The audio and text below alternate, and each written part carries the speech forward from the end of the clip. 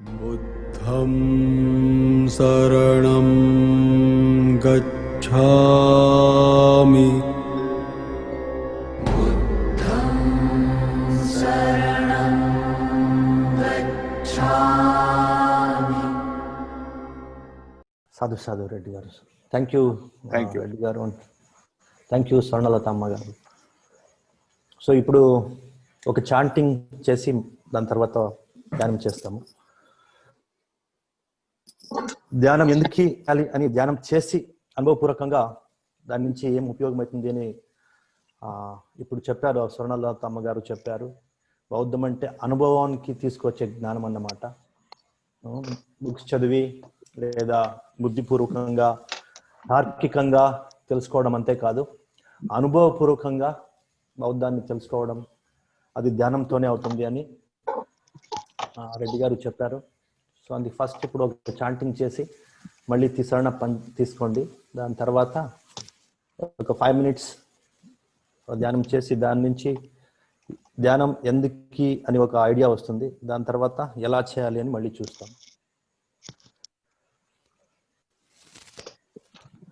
నమో తస్సా భగవతో అర్హతో సమ్మా సంబుద్ధస్సా. నమో తస్సా భగవతో అర్హతో సమ్మా సంబుద్ధస్సా. నమో తస్సా భగవతో అర్హతో సమ్మా సంబుద్ధస్సా. ఇతిపిసో భగవారహం సమ్మా సంబుద్ధో విద్యాచరణ సంపన్నో సుగతో లోకవిదు అనుత్తరో పురిసదమ్మ సారథి సత్తాదేవ మనుసానాం బుద్ధో భగవాతి. నమో తస్స సమ్మా సంబుద్ధస్సా. స్వాక్కాత్ భగవతా ధమ్మో సందిటీకో అకాలికో ఎహి పస్సికో అపనాయికో పశ్చత్తం వేదితబ్బో విన్నూహీతి. నమో తస్స నియానిక సదమ్మసా.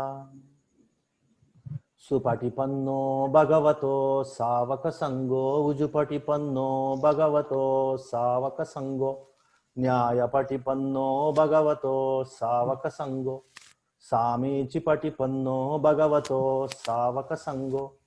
యదిదం చత్తారి పురిసయుగాని అట్టపురిస పుగ్గల ఏసా భగవతో సావక సంగో. ఆహునయ్యో పాహునయ్యో దక్కినయ్యో అంజలి కరణీయో అనుత్తరం పుణ్యకేతం లోకసాతి. నమో తస్స అట్ట అర్య పుగ్గల మహాసంగస్స.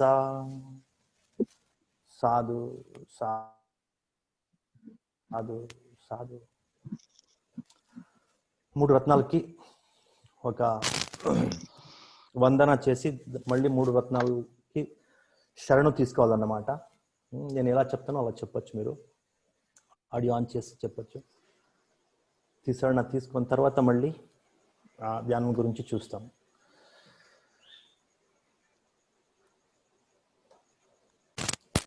శరణ పంచశీల. ఓకాసా అహం బంతే విసరణేన సహా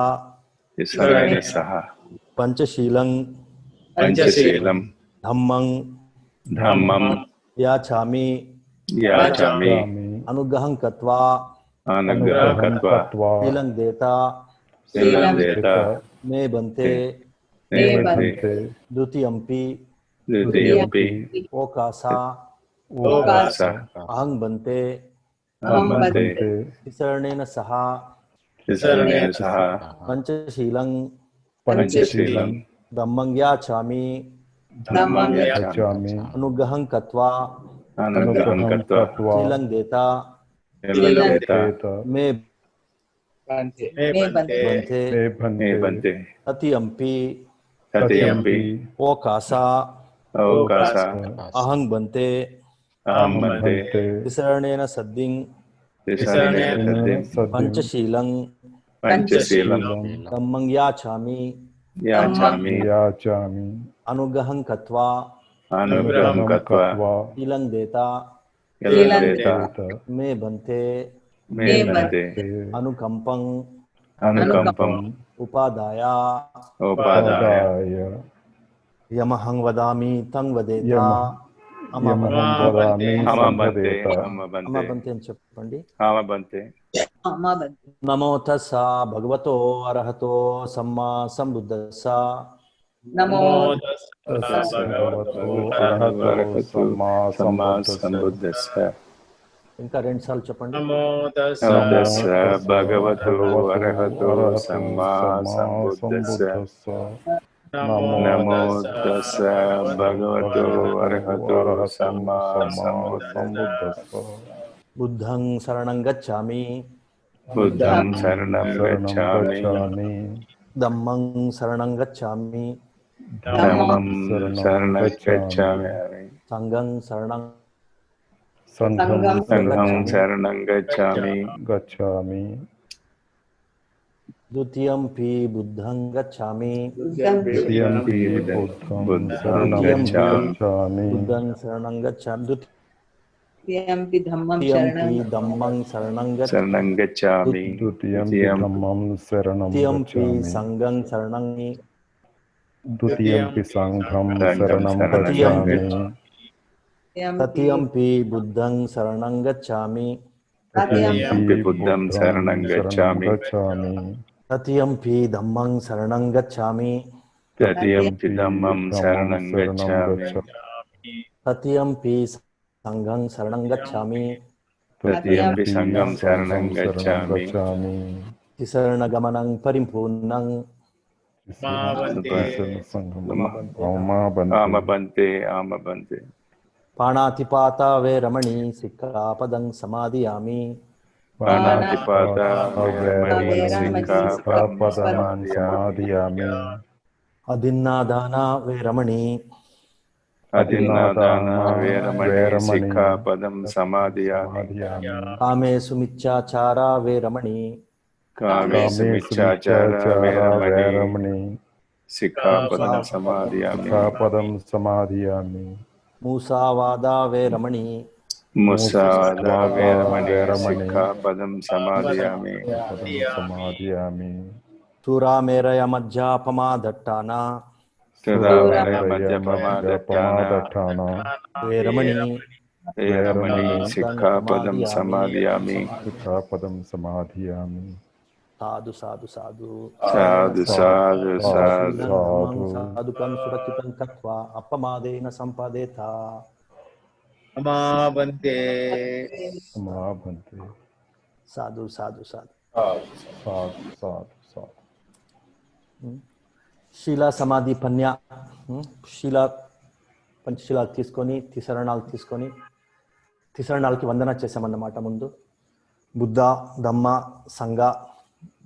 బుద్ధుని గుణాలేమి, ధమ్మ గుణాలేమి, సంఘ గుణాలేమి.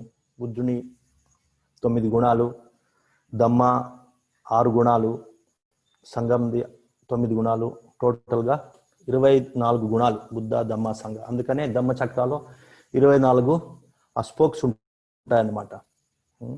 ఎందుకు ఆ స్పోక్స్ 24 పెడతారు అంటే ఈ బుద్ధ ధమ్మ సంఘ గుణాలు 24 ఉన్నాయి, అవి జ్ఞాపకం చేసుకోండి. ఎప్పుడు బుద్ధ ధమ్మ సంఘ గుణాలు జ్ఞాపకం చేసుకుంటామో అప్పుడు బుద్ధ ధమ్మ సంఘంలో శ్రద్ధ పెరుగుతుంది.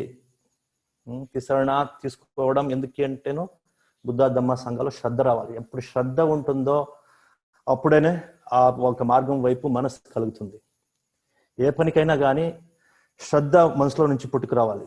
అప్పుడే ఆ మార్గంలో ఒక విశ్వాసం కానీ ఒక ఇంట్రెస్ట్ కానీ ఒక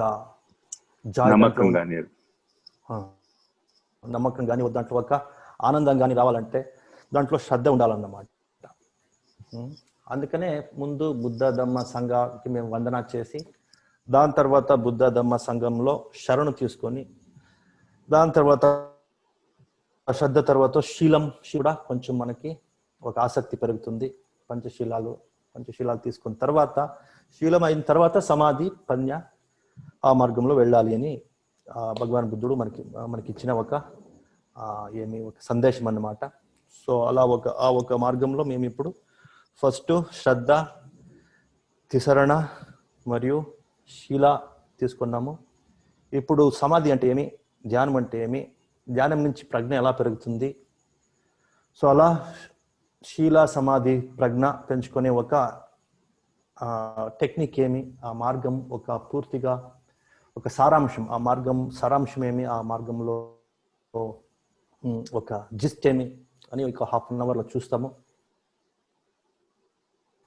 దాని తర్వాత మేము ఏం చెప్తున్నాము, మా కోర్సెస్ ఎలా ఉంటుంది, దాని నుంచి బౌద్ధం గురించి ఏమీ తెలియకుండా ఉండేవాళ్ళు కూడాను ఎలా ఉపయోగమవుతా ఉంది, బౌద్ధం తెలిసిన వాళ్ళకి డెఫినెట్గా ఇంకా చాలానే ఉపయోగం కావాలి, అవుతుంది.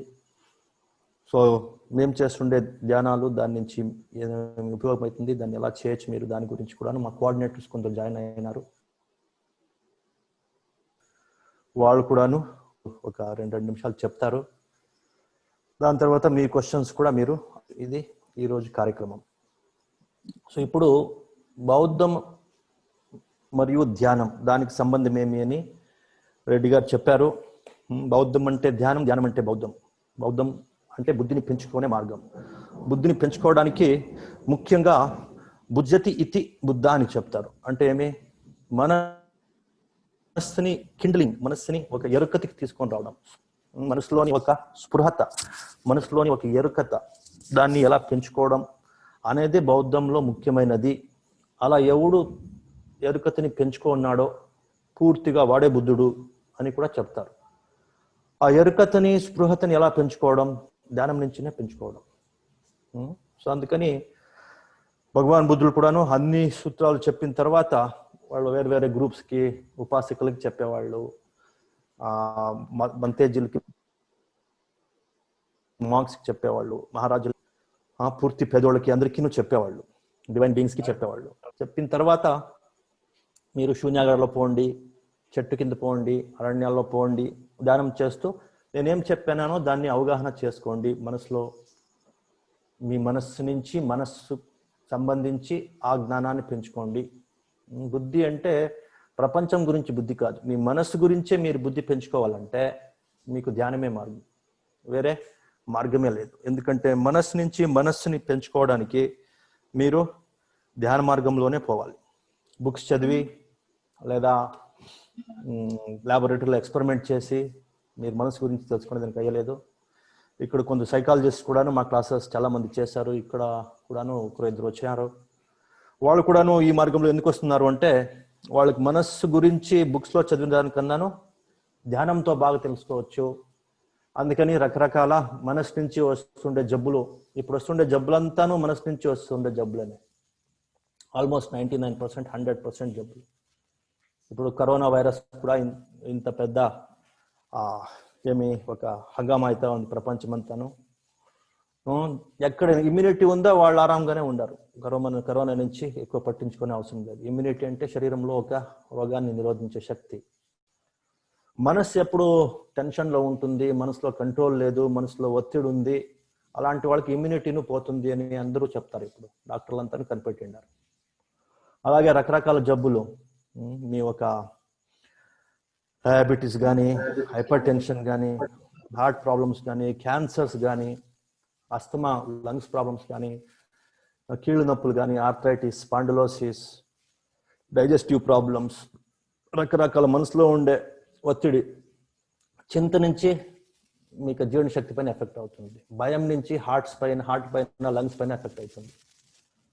అలాగే మన మనసులో రకరకాల ఈ ఒక టెన్షన్స్ ఏమున్నాయి, రకరకాల నొప్పులు ఏమున్నాయి, ఆ మనో నొప్పులేనే శరీరంలో రకరకాల రోగాల్ని తెప్పిస్తూ ఉంది. అందుకని మనసులో ఈ నొప్పులను తీయడానికి ధ్యానమే మార్గం అని చాలామంది ఇప్పుడు రకరకాల జబ్బుల నుంచి, రకరకాల నొప్పుల నుంచి, రకరకాల స్ట్రెస్ నుంచి ఉండేవాళ్ళు కూడా ఈ ధ్యాన మార్గంలో వస్తూ ఉన్నారు. అలాగే మనసు గురించి నేర్చుకునే వాళ్ళు కూడాను ధ్యాన మార్గంలో వస్తున్నారు.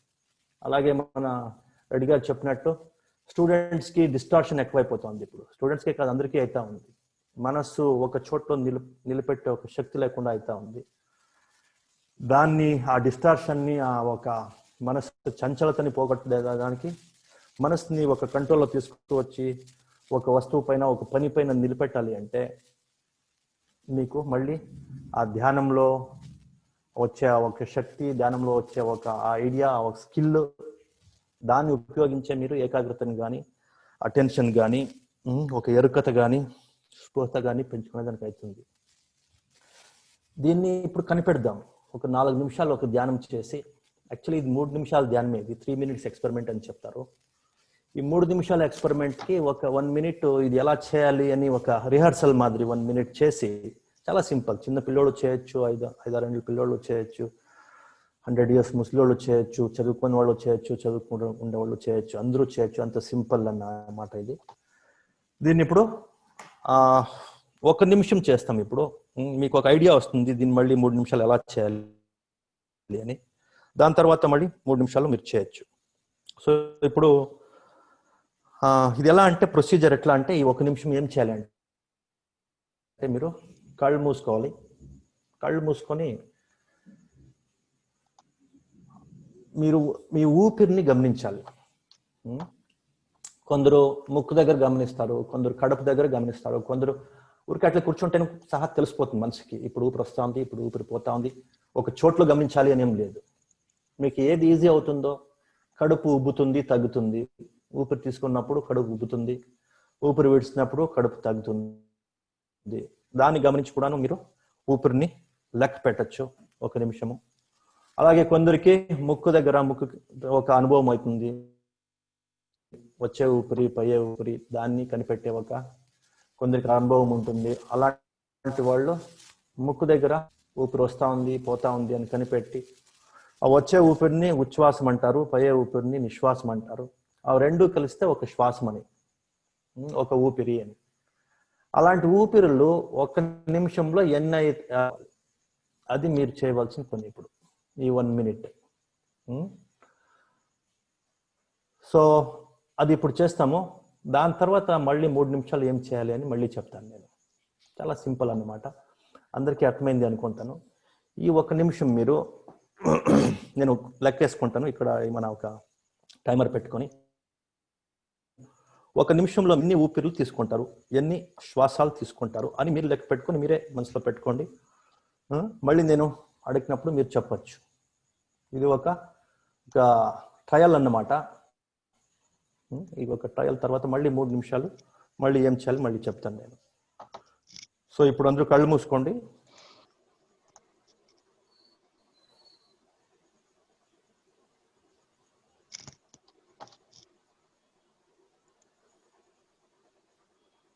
కళ్ళు మూసుకోండి. ఊపిరిని గమనించండి. నేను ఎప్పుడు లెక్క పెట్టండి అని చెప్తాను, అప్పుడు మీరు ఊపిరిని లెక్క పెట్టచ్చు. అంతవరకును మీరు ఊపిరి తెలుస్తా ఉందా అని చూడండి.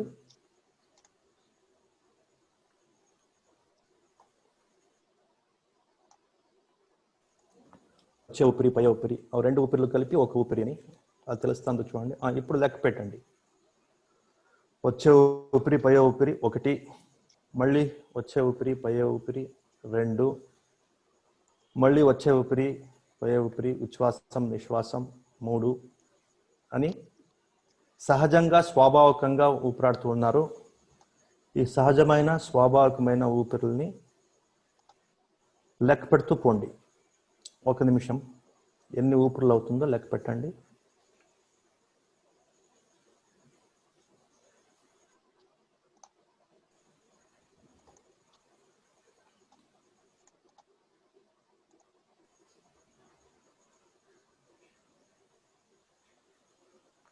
పూర్తి మనసు ఊపిరి పైన, వచ్చే ఊపిరి పై ఊపిరి ఉచ్ఛ్వాసం నిశ్వాసం అంటారు, 2 కలిపి ఒక శ్వాసం.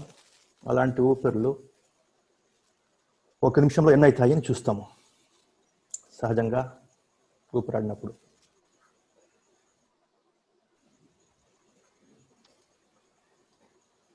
Okay, stop. ఊపిరిని లెక్క పెట్టడం స్టాప్ చేయండి. కళ్ళు విడండి, కళ్ళు ఓపెన్ చేయండి. ఓకే, ఇప్పుడు అందరికీ తెలిసిందా ఎలా లెక్క పెట్టాలి అని? సో ఇప్పుడు దాన్ని అందరూ మ్యూట్ చేయండి. మీరు అందరూ మాట్లాడితే డిస్టర్బ్ అవుతుంది. మీరు తెలుసుకోండి అంతేనే. ఇప్పుడు నెక్స్ట్ 3 నిమిషాలు ఇప్పుడు పెడతాం. ఈ 3 నిమిషాలు ఎలా అంటే, 1 నిమిషం ఇప్పుడు ఎలా చేశారో అలాగే 1 నిమిషం వచ్చే ఊపిరి పై ఊపిరి దాన్ని లెక్క పెడుతూ పోవాలి, దాన్ని మనసులో పెట్టుకోవాలి. 2వ నిమిషం నేను 2వ నిమిషం ఆరెంజ్ ఆరంభించండి, ఊపిరిని అబ్జర్వ్ చేయండి, గమనించండి అని చెప్తాను. అప్పుడు మీరు లెక్క పెట్టడం స్టాప్ చేయాలి. లెక్క పెట్టకుండానే ఊపిర్లు సహజంగా స్వాభావికంగా అవుతుండే ఊపిర్లని అలాగే 1 నిమిషం గమనించాలి. ఓకే, మళ్ళీ 3వ నిమిషంలో మళ్ళీ మీరు లెక్క పెట్టాలి. సో 1వ నిమిషంలో ఊపిరి లెక్క పెట్టాలి, 2వ నిమిషంలో లెక్క పెట్టడం లేదు, 3వ నిమిషంలో మళ్ళీ లెక్క పెట్టాలి. సో ఇంత పని మీరు చేయాలి. ఈ 1వ నిమిషంలో ఇప్పుడు మీరు ఏం లెక్క పెడతారో దాన్ని ఎంత అయింది అని మనసులో మీరు జ్ఞాపకం పెట్టుకోండి. మళ్ళీ 2వ నిమిషంలో లెక్క పెట్టకుండా ఊపిరులు గమనిస్తూ కూర్చుంటారు. దాని తర్వాత 3వ నిమిషంలో మళ్ళీ లెక్క పెడతారు. ఆ లెక్క ఎక్కువైందా తక్కువైందా అని మీరు నాకు చెప్పాలి మళ్ళీ. అది ఇప్పుడు మేము చేసే 3 నిమిషాల ప్రయోగం అన్నమాట. 1 నిమిషం ఎందుకు చేసామంటే మీకు ఒక అనుభవం రావాలి, ఒక ఐడియా రావాలి. ఊపిరిని గమనించడం అంటే ఏమి, దాన్ని లెక్క పెట్టడం అంటే ఏమి, ఉచ్ఛ్వాసం అంటే ఏమి, నిశ్వాసం అంటే ఏమి, వచ్చే ఊపిరి అంటే ఏమి, పయ్యే ఊపిరి అంటే ఏమి, సహజమైన స్వాభావికమైన ఊపిరి అంటే ఏమి. మీరు ఫోర్స్ చేసినా ఊపిరి వస్తుంది పోతుంది, మీరు కంట్రోల్ చేసినా కొన్ని సెకండ్లు కంట్రోల్ చేయొచ్చు అంతేనే, మళ్ళీ ఊపిరి వస్తుంది మళ్ళీ ఊపిరి పోతుంది. ఆ సహజంగా అయితేనే ఉంటుంది. అలా సహజంగా అవుతుండే ఊపిర్లు, స్వాభావికంగా అవుతుండే ఊపిర్లు, దాన్ని మాత్రం మీరు చూస్తూ కూర్చోవడం. దాన్ని ఫోర్స్ చేయకండి. ఇది కొంచెం ఎక్కువ చేస్తాను, ఇది కొంచెం తక్కువ చేస్తాను, ఇది కొంచెం దీర్ఘంగా తీసుకుంటాను, 2 ఈక్వల్ చేస్తాను అని మీరేమి పెట్టించుకోకపోకండి. ఎలా వస్తున్నాయి ఎలా పోతున్నాయో అలాగే శ్వాసాలని గమనిస్తూ పోండి. గమనిస్తూ మీరు దాంతోపాటు ఇంకొక పని ఏం చేయాలి, ఒక 1వ నిమిషం అంటే దాన్ని మీరు లెక్క పెట్టాలి. 1 నిమిషంలో ఎన్ని ఊపిర్లు నేను తీసుకుంటాను. ఒక ఊపిరి అంటే 2ను, లోపల పోయే ఊపిరి బయట వచ్చే ఊపిరి, ఉచ్ఛ్వాసం నిశ్వాసం 2 కలిపి ఒక శ్వాసం అన్నమాట. సో అలాంటి ఊపిర్లు ఎన్ని అవుతాయి అని మనసులో పెట్టుకోండి. 2వ నిమిషం లెక్క పెట్టడం లేదు, మళ్ళీ 3వ నిమిషం లెక్క పెడతారన్నమాట. సో 1వ నిమిషంలో ఎంత లెక్క పెట్టినారు, 3వ నిమిషంలో ఎంత ఊపిరి లెక్క పెట్టినారు, దాంట్లో ఏమన్నా వ్యత్యాసం ఉందా అని మళ్ళీ మీరు నాకు చెప్పాలి.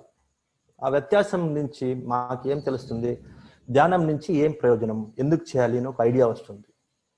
ఆ ఐడియా కోసమే ఈ ఒక ప్రయోగం చేస్తున్నాం అన్నమాట. మళ్ళీ ఇప్పుడు 1 నిమిషం ధ్యానం చేస్తాము. ఇప్పుడు ముందు ఎలా చేశారో అలాగే మీరు కళ్ళు మూసుకొని నేను స్టార్ట్ అని చెప్పినప్పుడు మీరు లెక్క పెట్టడం షురూ చేయాలి. మళ్ళీ స్టాప్ అని చెప్పినప్పుడు మీరు లెక్క పెట్టడం స్టాప్ చేసి ఎన్ని ఊపిర్లు అయింది అని మనసులో పెట్టుకోండి. ఓకే, సో కళ్ళు మూసుకొని ఊపిర్లు గమనిస్తూ కూర్చోండి. ఊపిరి గమనిస్తూ కూర్చోండి, కళ్ళు మూసుకోండి. నేను స్టార్ట్ చేయండి. ఇప్పుడు ఊపిర్లు గమనిస్తూ లెక్క పెట్టండి, ఎన్ని ఊపిర్లు అయిందో గమనిస్తూ మీరు లెక్క పెట్టాలి. వచ్చే ఊపిరి పై ఊపిరి దీర్ఘంగా తీసుకునే అవసరం లేదు, సహజమైన స్వాభావికమైన ఊపిరి. తాడి యషిత దీర్ఘంగా తీసుకునే అవసరం లేదు, సహజంగా ఊపిరాడడం. మీరు మామూలుగా ఉన్నా కూడా ఊపిరి వస్తుంది పోతుంది, మీరు జోరుగా తీసుకునే అవసరం లేదు.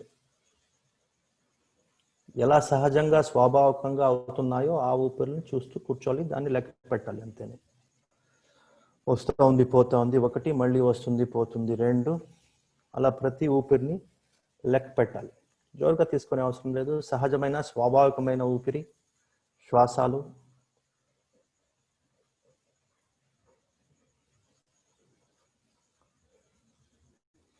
నేను స్టాప్ అనే వరకు లెక్క పెడుతూ ఉండండి, అప్పుడు అది 1 నిమిషం అని అర్థం.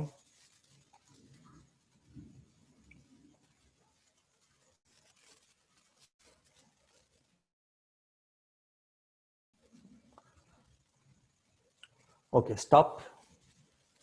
1 నిమిషం అయింది. కళ్ళు విడండి, అందరూ కళ్ళు ఓపెన్ చేయండి, అందరూ కళ్ళు ఓపెన్ చేయండి. తెలిసిందా మీకు ఇప్పుడు ఎంత అయింది నంబరు? 1 నిమిషంలో ఎన్ని ఊపిర్లు మీరు గమనించారు, ఎన్ని ఊపిర్లు లెక్క పెట్టారు? ఎవరైనా ఒకరు చెప్పచ్చు.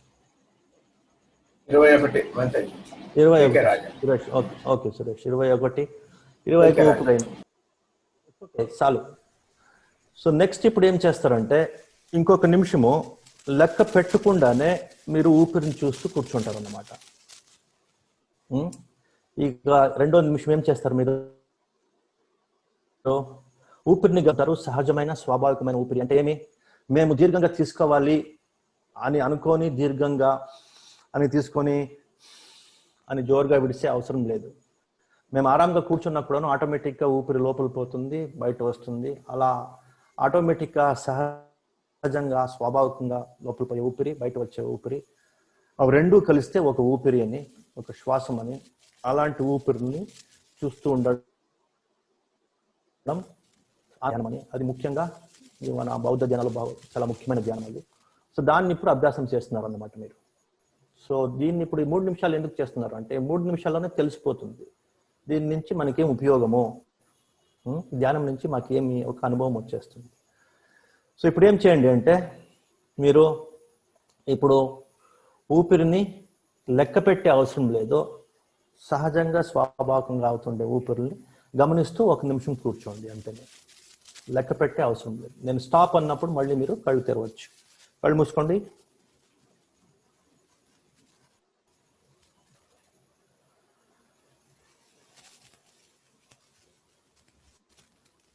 కళ్ళు మూసుకొని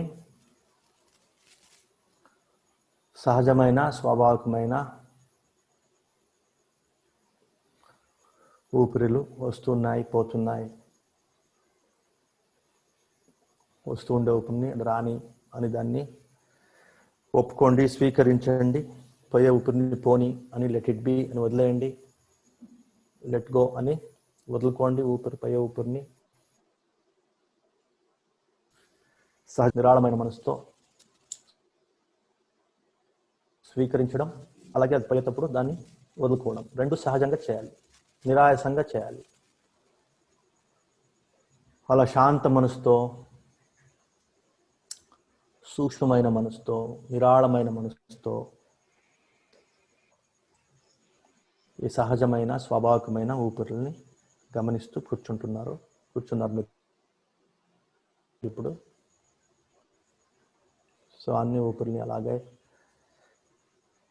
లెక్క పెట్టకుండా నిరాయాసంగా, నిరాళంగా, శాంత మనసుతో గమనిస్తూ కూర్చోండి.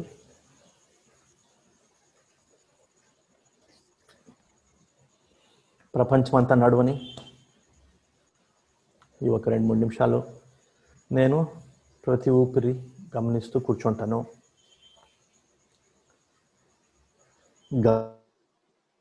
గమనికరించిన స్పృహ ఎరుకత పెరుగుతుంది. ఊపిరిని గమనిస్తూ మనస్సు ఇంకా శాంతం అవుతుంది, ఇంకా సూక్ష్మం అవుతుంది, ఇంకా పరిశుభ్రం అవుతుంది, ఇంకా శక్తివంతమవుతుంది అనే ఒక పరిజ్ఞానంతో సహజ స్వాభావికమైన ఈ ఊపిరిని గమనిస్తూ కూర్చోండి.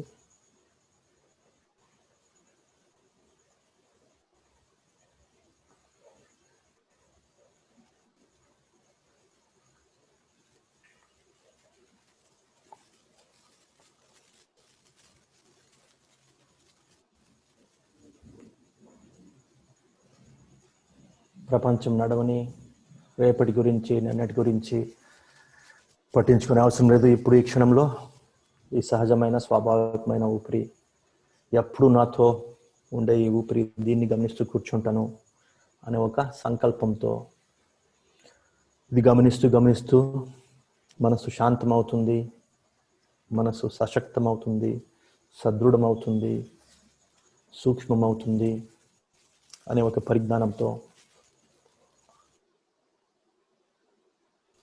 ఊపిరి శ్వాసాలని నిరాయాసంగా, నిరాళంగా, ఖుషి మనసుతో, శాంతి మనసుతో గమనిస్తూ కూర్చున్నారు.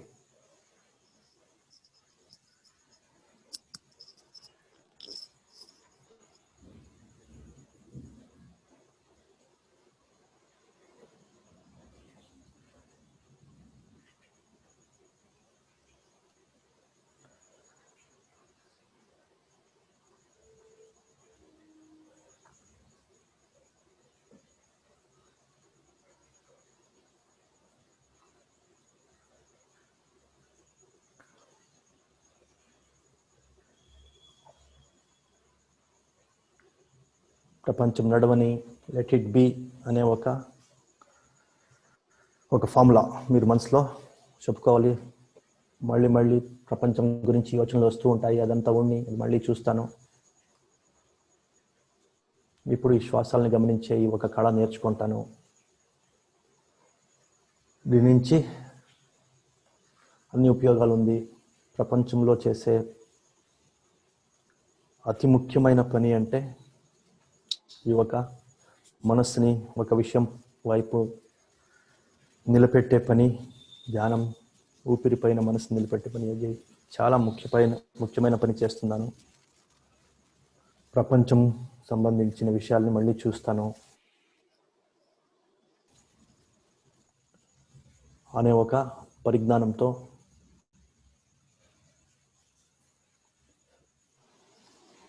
ఖుషి మనసుతో, శాంత మనసుతో, నిరాళమైన మనసుతో ఊపిరుల్ని గమనిస్తూ కూర్చున్నారు.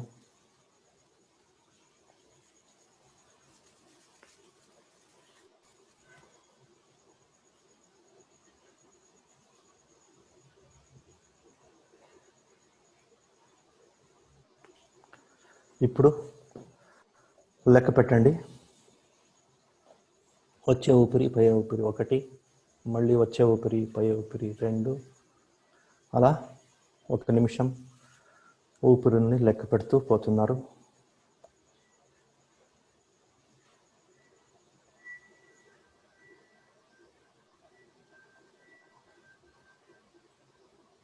సహజమైన, స్వాభావికమైన ఊపిరి.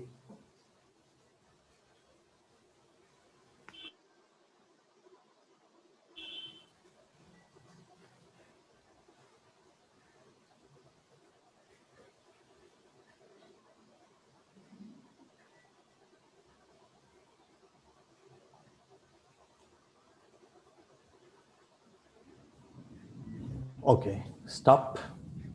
లెక్క పెట్టడం స్టాప్ చేయండి. కళ్ళు విడండి, కళ్ళు ఓపెన్ చేయండి.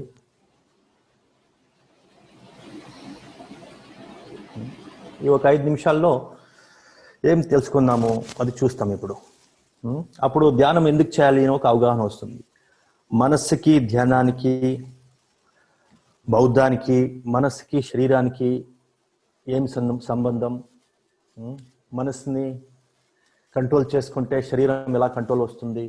మనసు పైన కొంచెం ఒక కంట్రోల్ చేసే శక్తి కానీ, దాన్ని పెంచుకొని పోతూ మనసు ఎలా స్ట్రాంగ్ అవుతుంది, సూక్ష్మమవుతుంది. అన్ని రకాల స్ట్రెస్ అని ఏమంటారు, ఒత్తిడి ఏమంటారు, మనసు పైన రకరకాల యోచనలు మళ్ళీ అవి వస్తూ ఉంటాయి. భయం కానీ, చింత కానీ, ఒత్తిడి కానీ, స్ట్రెస్ కానీ, డిప్రెషన్ కానీ, యాంగ్జైటీ కానీ ఏమేమో చెప్తున్నారు ఇప్పుడు. రకరకాల మానసిక కాయలాలు, 72,000 మానసిక కాయలాలు ఉన్నాయి అని చెప్తారు. ఆ మానసిక కాయలాలకంతా మూలం ఏమి అంటే మా యోచనల పైన మాకు కంట్రోల్ లేదు. ఒకే యోచన మళ్ళీ వస్తుంది, దాన్ని వదులుకోవడానికి కావడం లేదు. ఆ యోచనని మా మనసు నుంచి తీసేయడానికి కావడం లేదు. అదేనే స్ట్రెస్ అంటే, అదేనే యాంగ్జైటీ అంటే, అదేనే భయం అంటే, అదేనే అన్ని మానసిక కాయలాలకి మూలం అంటే. దాని నుంచినే అదే యోచన మళ్ళీ వచ్చి మనసులో ఒక స్ట్రెస్ అని, ఒత్తిడి అని పెరిగి, దాని నుంచి వేరే కెమికల్స్ అని మనసులో కానీ, బ్రెయిన్లో కానీ ఉత్పన్నమై, శరీరంలో వేరే హార్మోన్స్ అని ఉత్పన్నం ఏమవుతాయి. శరీరాన్ని ఒక బ్యాలెన్స్గా పెట్టే కొన్ని కెమికల్స్ అవంతా ఇంబ్యాలెన్స్ అయిపోతుంది మనసులో ఇలాంటి ఒత్తిడి వచ్చినప్పుడు. అలాంటి హార్మోన్లు కానీ అవి హెచ్చు తక్కువ అయినప్పుడు మన ఆరోగ్యం పాడైపోతుంది, మన జీర్ణశక్తి పాడవుతుంది, మన హార్ట్ పనిచేసేది కొంచెము ఇంబ్యాలెన్స్ అవుతుంది, మన శ్వాసకోశాలు సరిగ్గా పనిచేయవు, ఇంబ్యాలెన్స్ అవుతుంది. అలాగే మలబద్ధకం అవుతుంది.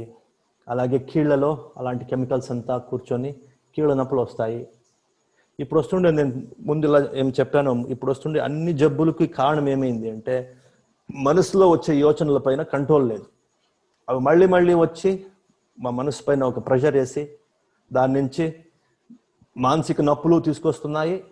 ఆ మానసిక నొప్పి శరీరంలోన స్ప్రెడ్ అయ్యి శరీరంలోన రకరకాల కాయలాలు, రకరకాల నొప్పులు తీసుకొని వస్తూ ఉన్నాయి. ఇప్పుడు లైఫ్ స్టైలే అట్లా అయిపోయింది. అందుకే మెడిసిన్స్ కన్నా ఎక్కువ ఇప్పుడు మెడికేషన్ కన్నా ఎక్కువ మెడిటేషన్ ముఖ్యమని అందరూ చెప్తా ఉన్నారు. ఇక్కడ పంపుతా ఉన్నారు. చాలా మంది ఇక్కడ ఈ యొక్క స్ట్రెస్ నుంచి, అడోలసెంట్స్ వాళ్ళ ప్రాబ్లమ్స్ నుంచి చాలామంది parents, doctors, psychiatrist, psychologist refer చేసి ఇక్కడ నా దగ్గర తెలుసుకొని వస్తారు. ఈ రోజు కూడా ఒక ఇద్దరు వచ్చారన్నమాట. సో అందుకని ఇప్పుడు డాక్టర్స్ చేస్తుండేది ఏమి అంటే, మెడికేషన్ అంటే మందుల కన్నాను ముఖ్యము ధ్యానము అని వాళ్ళు చెప్తా ఉన్నారు. సో ఇలా నేను ఒక 100 చెప్పచ్చు ధ్యానం గురించి. ఎలా మీ ఒక కాన్ఫిడెన్స్ పెరుగుతుంది, కాన్సన్ట్రేషన్ పెరుగుతుంది, మెమరీ పవర్ పెరుగుతుంది, రకరకాల తీయచ్చు, ఏ ధ్యానం చేసి ఏ జబ్బు పైన ఎఫెక్ట్ అవుతుంది. నేను ముందే చెప్పినట్టు చింత ఎక్కువ చేస్తే, వరి ఎక్కువ చేస్తే మన ఒక డైజెషన్, జీర్ణానికి సంబంధించిన వ్యాధులు వస్తాయి. భయం ఎక్కువ ఉంది మనసులో ఉంటే అప్పుడు మన హార్ట్కి, మన లంగ్స్కి సంబంధించిన కాలాలు ఎక్కువ వస్తాయి. ఎందుకంటే ఈ మనస్సు శరీరం చాలా అవినాభావ సంబంధం ఉంది. ఈ మనస్సు శరీరంలో మనస్సు ఏం చెప్తుందో శరీరం అది మాకు తెలియకుండానే శరీరం దాన్ని ఫాలో చేస్తుంది. మనస్సు, మన హార్ట్ మన మనస్సు చెప్పే దాన్ని బాగా వింటుంది. మన డైజెస్టివ్ సిస్టమ్, ఆరోగ్యం, జీర్ణం చేసే ఒక జీర్ణాంగం అని ఉంది, అది కూడా మా మనస్సు మాట వింటుంది. మనసులో ఏమన్నా హెచ్చు తక్కువైంది అంటే ఇక్కడ లోపల ఉండే ఒక అవయవాల్లోనూ హెచ్చు తక్కువ అవుతుంది, దాని పదంలో కూడా హెచ్చు తక్కువ అవుతుంది. నేను యూజువల్లీ ఒక ఎగ్జాంపుల్ ఇస్తూ ఉంటాను. ఇది నా కుడి చెయ్యి మనస్సు అనుకోండి, ఈ ఎడం చెయ్యి శరీరం అనుకోండి, ఈ ఒక నా ఒక చివరం ఏముంది, ఇది లోపల ఉండే అవయవాలు, హార్ట్ కానీ, మన జీర్ణాంగ వ్యూహం కానీ, జీర్ణానికి కావాల్సిన కొన్ని అవయవాలు ఏమన్నా అవి కానీ, ప్యాంక్రియాస్ అని ఉంది, లివర్ ఉంది, అలాగే వేరు ఎన్నో అవయవాలు ఉన్నాయి. ఈ మనస్సులో ఒత్తిడి పెరుగుతూ అది మనస్సు ఆ శరీరంలో మీకు ఒత్తిడి తెలిసలేదు. ఎందుకంటే లోపల అవయవాల పైన ఫస్ట్ మనస్సు ఒత్తిడి ఎఫెక్ట్ పడుతుంది. ఆ లోపల ఉండే అవయవాలు మనస్సు మాటను వింటాయి. సో ఒక టెన్షన్ షురు అవుతుంది కుడి చేయిలో అంటే, ఆ టెన్షన్ ఫస్ట్ ఎక్కడ స్ప్రెడ్ అవుతుంది అంటే ఈ ఒక శివరంలో స్ప్రెడ్ అవుతుంది. కాళ్ళలో లేదా ఈ మాంసఖండాల్లో, ఈ బోన్స్, ఎముకల్లో వచ్చేదానికి ముందు ఈ ఒక లోపల అవయవాల్లో ఒక స్ట్రెస్ స్ప్రెడ్ అవుతుంది. మనసు స్ట్రెస్ ఆటోమేటిక్గా ఈ ఒక లోపల ఉండే అవయవాలు అంటే ఈ ఒక చివరం పైన ఎఫెక్ట్ అవుతుంది. అది ఎఫెక్ట్ ఎక్కువ అవుతూ ఏమవుతుంది, ఈ ఒక గుడ్డ, ఈ ఒక బట్ట ఏమవుతుంది, చినిగిపోతుంది. ఎక్కడ చినిగిపోతుంది, ఎక్కడ వీక్ ఉంటుందో అక్కడ చినిగిపోతుంది. ఇది ఎక్కువ స్ట్రెస్ అవుతూ మనసులో స్ట్రెస్ అవుతూ దీనిపైన ఎక్కువ స్ట్రెస్ పడుతూ ఈ లోపల అవయవ పైన మీ హార్ట్ వీక్ ఉంది అంటే మీకు బీపీ, హార్ట్ ప్రాబ్లమ్స్ అవుతుంది. మీ ప్యాంక్రియాస్ అంటే మీకు షుగర్కి సంబంధించి షుగర్ లెవెల్ కంట్రోల్ చేసే ఒక అవయవం అన్నమాట. అది కొంచెం వీక్ ఉంది, మీ ఆహారం నుంచినో లేదా మీ ఒక హెరిడిటీ నుంచినో అది కొంచెం వీక్ అయింది. ఈ స్ట్రెస్ నుంచి ఏమవుతుంది, ఈ ఒక వీక్ అయి ఉండే ఒక ఉంది, అది ఇంకా కొంచెం బ్రేక్ డౌన్ అయిపోతుంది. అందుకనే ఈ ఒక జబ్బులంతా, డయాబెటీస్ కానీ, అలాగే ఈ హార్ట్ ప్రాబ్లమ్స్ కానీ, ఇమ్యూనిటీ కానీ, ఇది మనసులో నుంచి ఒక స్ట్రెస్ శరీరంలో పడుతూ అవి బ్రేక్ డౌన్ అయిపోతాయి లోపల ఉండే అవయవాలు. అప్పుడు రకరకాల జబ్బులు వస్తాయి. ఎలా ఈ ఒక కుడి చెయ్యి అంటే మనసు పైన టెన్షన్ ఎక్కువ అవుతూ ఈ గుడ్డ ఎలా చిరిగిపోతుందో, అలాగే మనసులో ఎక్కువ స్ట్రెస్ అవుతూ మీ ఒక లోపల ఉండే అవయవాల పైన ఎఫెక్ట్ పడుతూ మీకు రకరకాల జబ్బులు వస్తాయి అని ఇప్పుడు అందరూ చెప్తా ఉన్నారు, డాక్టర్లు, సైకాలజిస్టు, సైకియాట్రిస్ట్ అంతా. అలాగే రకరకాల సోషల్ ప్రాబ్లమ్స్కి, సోషల్ ఇష్యూస్కి ప్రాబ్లం ఉంది. అలా ఇప్పుడు ప్రపంచంలో ఒకరికొకరు సంబంధంలో రిలేషన్షిప్ ప్రాబ్లమ్స్, కాన్సన్ట్రేషన్ ప్రాబ్లమ్స్, ఇలాంటి ఎన్నో ప్రాబ్లమ్స్ సంబంధించి ధ్యానం ఎలా హెల్ప్ చేస్తుంది అని మళ్ళీ చూస్తాము. ఇప్పుడు మీరు ఏమి ప్రయోగం చేశారో 5 నిమిషాల ప్రయోగము, దాన్ని ఇప్పుడు చూస్తాం. సో ముందు సురేష్ 21 చెప్పారు, ఇంకా కొందరు 14 అని చెప్పారు. అలాగే సెకండ్ టైం మీరు బ్రెత్ కౌంట్ చేసినప్పుడు తక్కువైందా ఎక్కువైందా?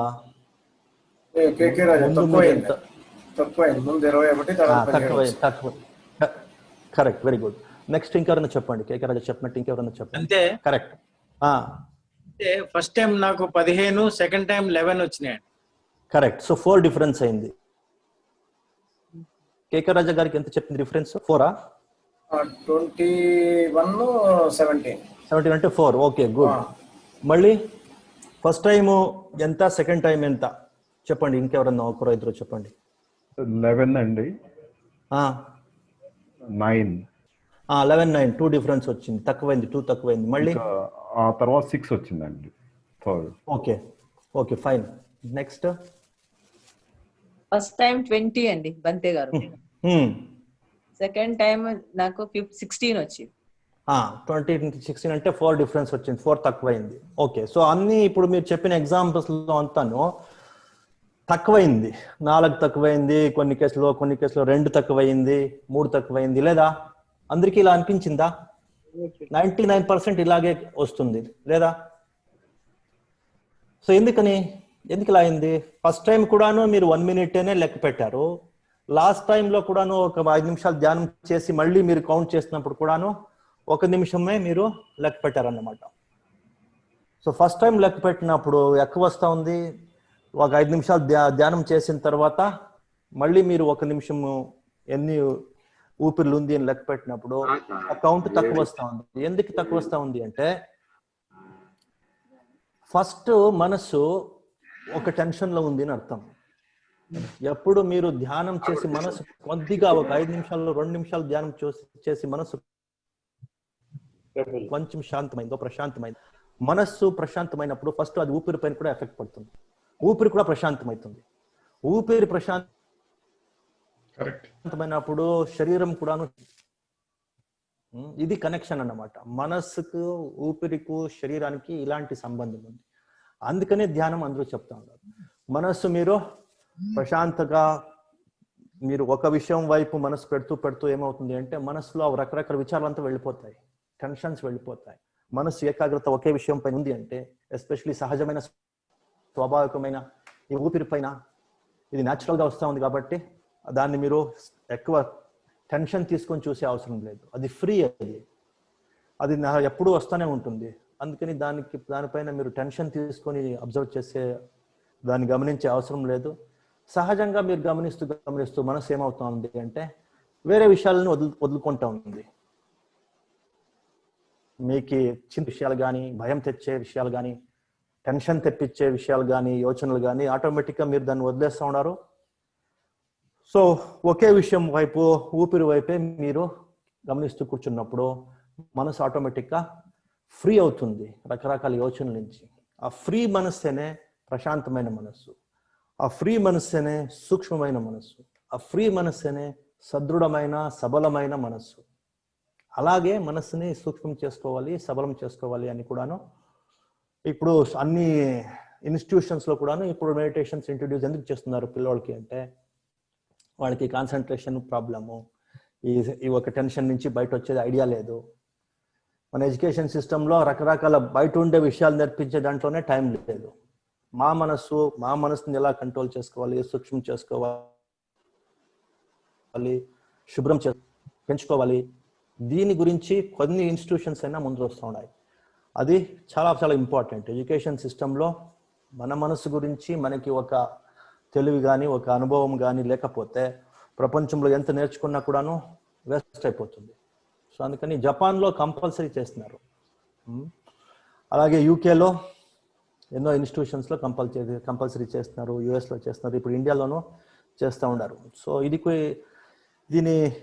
ఎలా పనిచేస్తుంది అంటే మనసులో రకరకాల యోచనలు, మళ్ళీ వచ్చే యోచనలు కంపల్సివ్ థాట్స్ అంటారు, అబ్సెసివ్ థాట్స్ అంటారు, అన్కంట్రోల్డ్ థాట్స్ అంటారు. ఆ అన్కంట్రోల్డ్, అబ్సెసివ్, కంపల్సివ్ థాట్స్ అనే మన అన్ని దుఃఖాలకి కారణం. మానసిక దుఃఖాలు కానీ అవి మళ్ళీ ఇప్పుడు నేను చెప్పినట్టు ఈ ఒక చివరంలో ఎగ్జాంపుల్ చూపించినట్టు ఆ మానసిక దుఃఖాలే శరీరంలో కూడా పోయి శరీరం దుఃఖాలు అంటే కాయలాలు అయ్యి అన్ని రకాల దుఃఖాలకి మనసు కంట్రోల్ లేకుండా ఉండేదే కారణము అని ఇప్పుడు తెలుస్తూ ఉంది. ఆ మనసుని కంట్రోల్ తీసుకొని వచ్చేదానికి ఒక విషయం వైపు మనసుని స్థిరపెట్టాలి. స్థిర చిత్త, ఈ గ్రూప్ పేరు స్థిర చిత్త. చిత్త ఎప్పుడు స్థిరమవుతుంది? ఒక విషయం వైపు మనస్సు ఉండడం నేర్చుకున్నప్పుడే మనసు స్థిరమవుతుంది. ఆ ఒక విషయం వైపు మనసుని స్థిరపెట్టడమే ధ్యానం అంటే.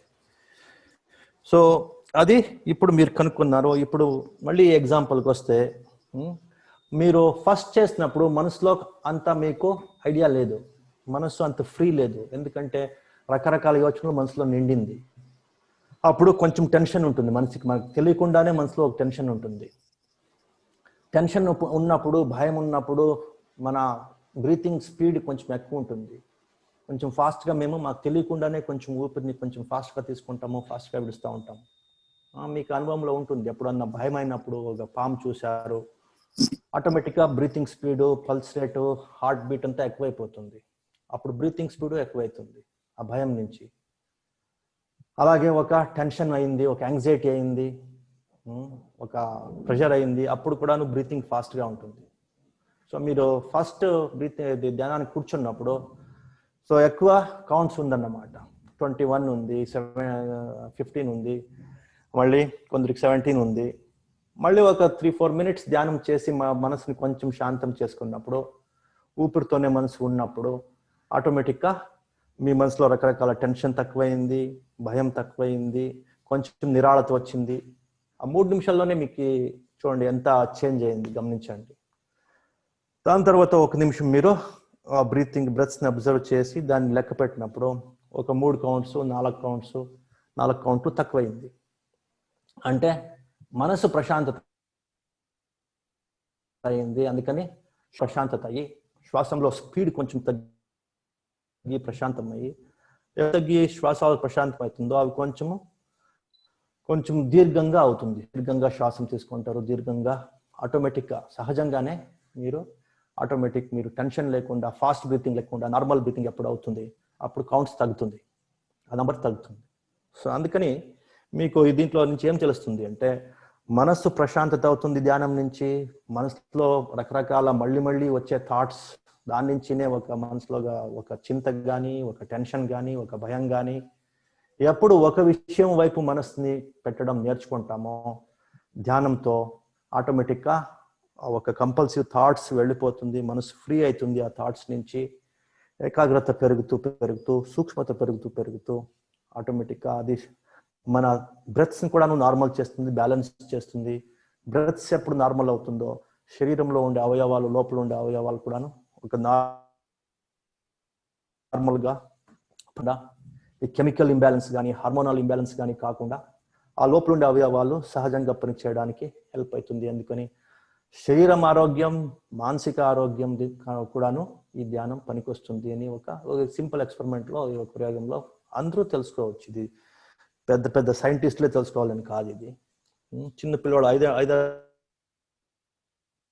పిల్లవాడు కూడా నేను ఇది ధ్యానం, ఇంకా 3 years పిల్లవాడు కూడా నేర్పించవచ్చు ఒక కౌంటింగ్ ముఖాంతరం. సో అంత సింపుల్ అన్నమాట ఇది. సో అలాంటి ఎందుకి అనే ఒక విషయం ఇప్పుడు చూసాము ఈ ఎక్స్పెరిమెంట్ నుంచి. ధ్యానం ఎందుకు చేయాలి అంటే, సో ఇలాంటి రకరకాల ఉపయోగాలు ఉంది. ఎస్పెషలీ ఇప్పుడు ఈ సమయంలో స్ట్రెస్ ఎక్కువైతా ఉంది. ఇప్పుడు పాండమిక్, కోవిడ్ ఎట్లా ప్రపంచమంతాను కోవిడ్ అనే పాండమిక్ ఆవరించిందో, నెక్స్ట్ పాండమిక్ ఏమి అంటే ప్రపంచంలో ఇప్పుడు శురువైంది, ఆల్మోస్ట్ ఆల్ ఇండియాలో కూడా శురువైంది. ఏమేంటి నెక్స్ట్ పాండమిక్, నెక్స్ట్ పెద్ద కాయల రోగం ఏమి అంటే మెంటల్ హెల్త్ అని చెప్తా ఉన్నారు. మానసిక రోగాలు ఎక్కువైతుంది ప్రపంచంలో. మీ ఒక ప్రొఫెషన్స్లో సెక్యూరిటీ లేదు, స్టెబిలిటీ లేదు, రిలేషన్స్లో స్టెబిలిటీ లేదు, సెక్యూరిటీ లేదు. సో అందుకని రకరకాల చింతలు, యోచనలు, టెన్షన్ నుంచి మానసిక కాయలాలు, మనసు కాయలాలు ఎక్కువైతుంది అని. సో దీని నుంచి బయట రావాలంటే మీకు వేరే ఉపాయమే లేదు, ధ్యానాలు నేర్చుకోవాలి. రెడ్డి గారు చెప్పినట్టు అమెరికా వాళ్ళు, ఆస్ట్రేలియా వాళ్ళు, యూరోప్ వాళ్ళు నేర్చుకుంటూ ఉన్నారు. వాళ్ళు కొందరు కోఆర్డినేటర్స్ అవుతా ఉన్నారు. వాళ్ళని కోఆర్డినేటర్స్ అయ్యి ఇక్కడ మన ఇండియన్స్కి ధ్యానం నేర్చుకునే దానికి సపోర్ట్ చేస్తూ ఉన్నారు. సో ఇండియన్ టెక్నిక్ ఇది, ఇండియన్ సిస్టమ్ ఇది వేరే వాళ్ళు వచ్చి మనకి నేర్పించే ఒక ఆ టైం వచ్చేస్తుంది. అందుకని అందరూ నేర్చుకోవాలి అని ఒక అవగాహనతో ఈ ఒక చిన్న ఎక్స్పెరిమెంట్ ప్రయోగం చేశామన్నమాట. నెక్స్ట్ ఎలా చేయాలి అని నెక్స్ట్ విషయం. ఎందుకు చేయాలి అని చూసాము, ధ్యానం ఎందుకు చేయాలి అని సింపుల్గా చూసాము. ఇప్పుడు నెక్స్ట్ ఎలా చేయాలి అని చూస్తాం. So Purnima, you have those slides అమ్మా, కెన్ యూ షో?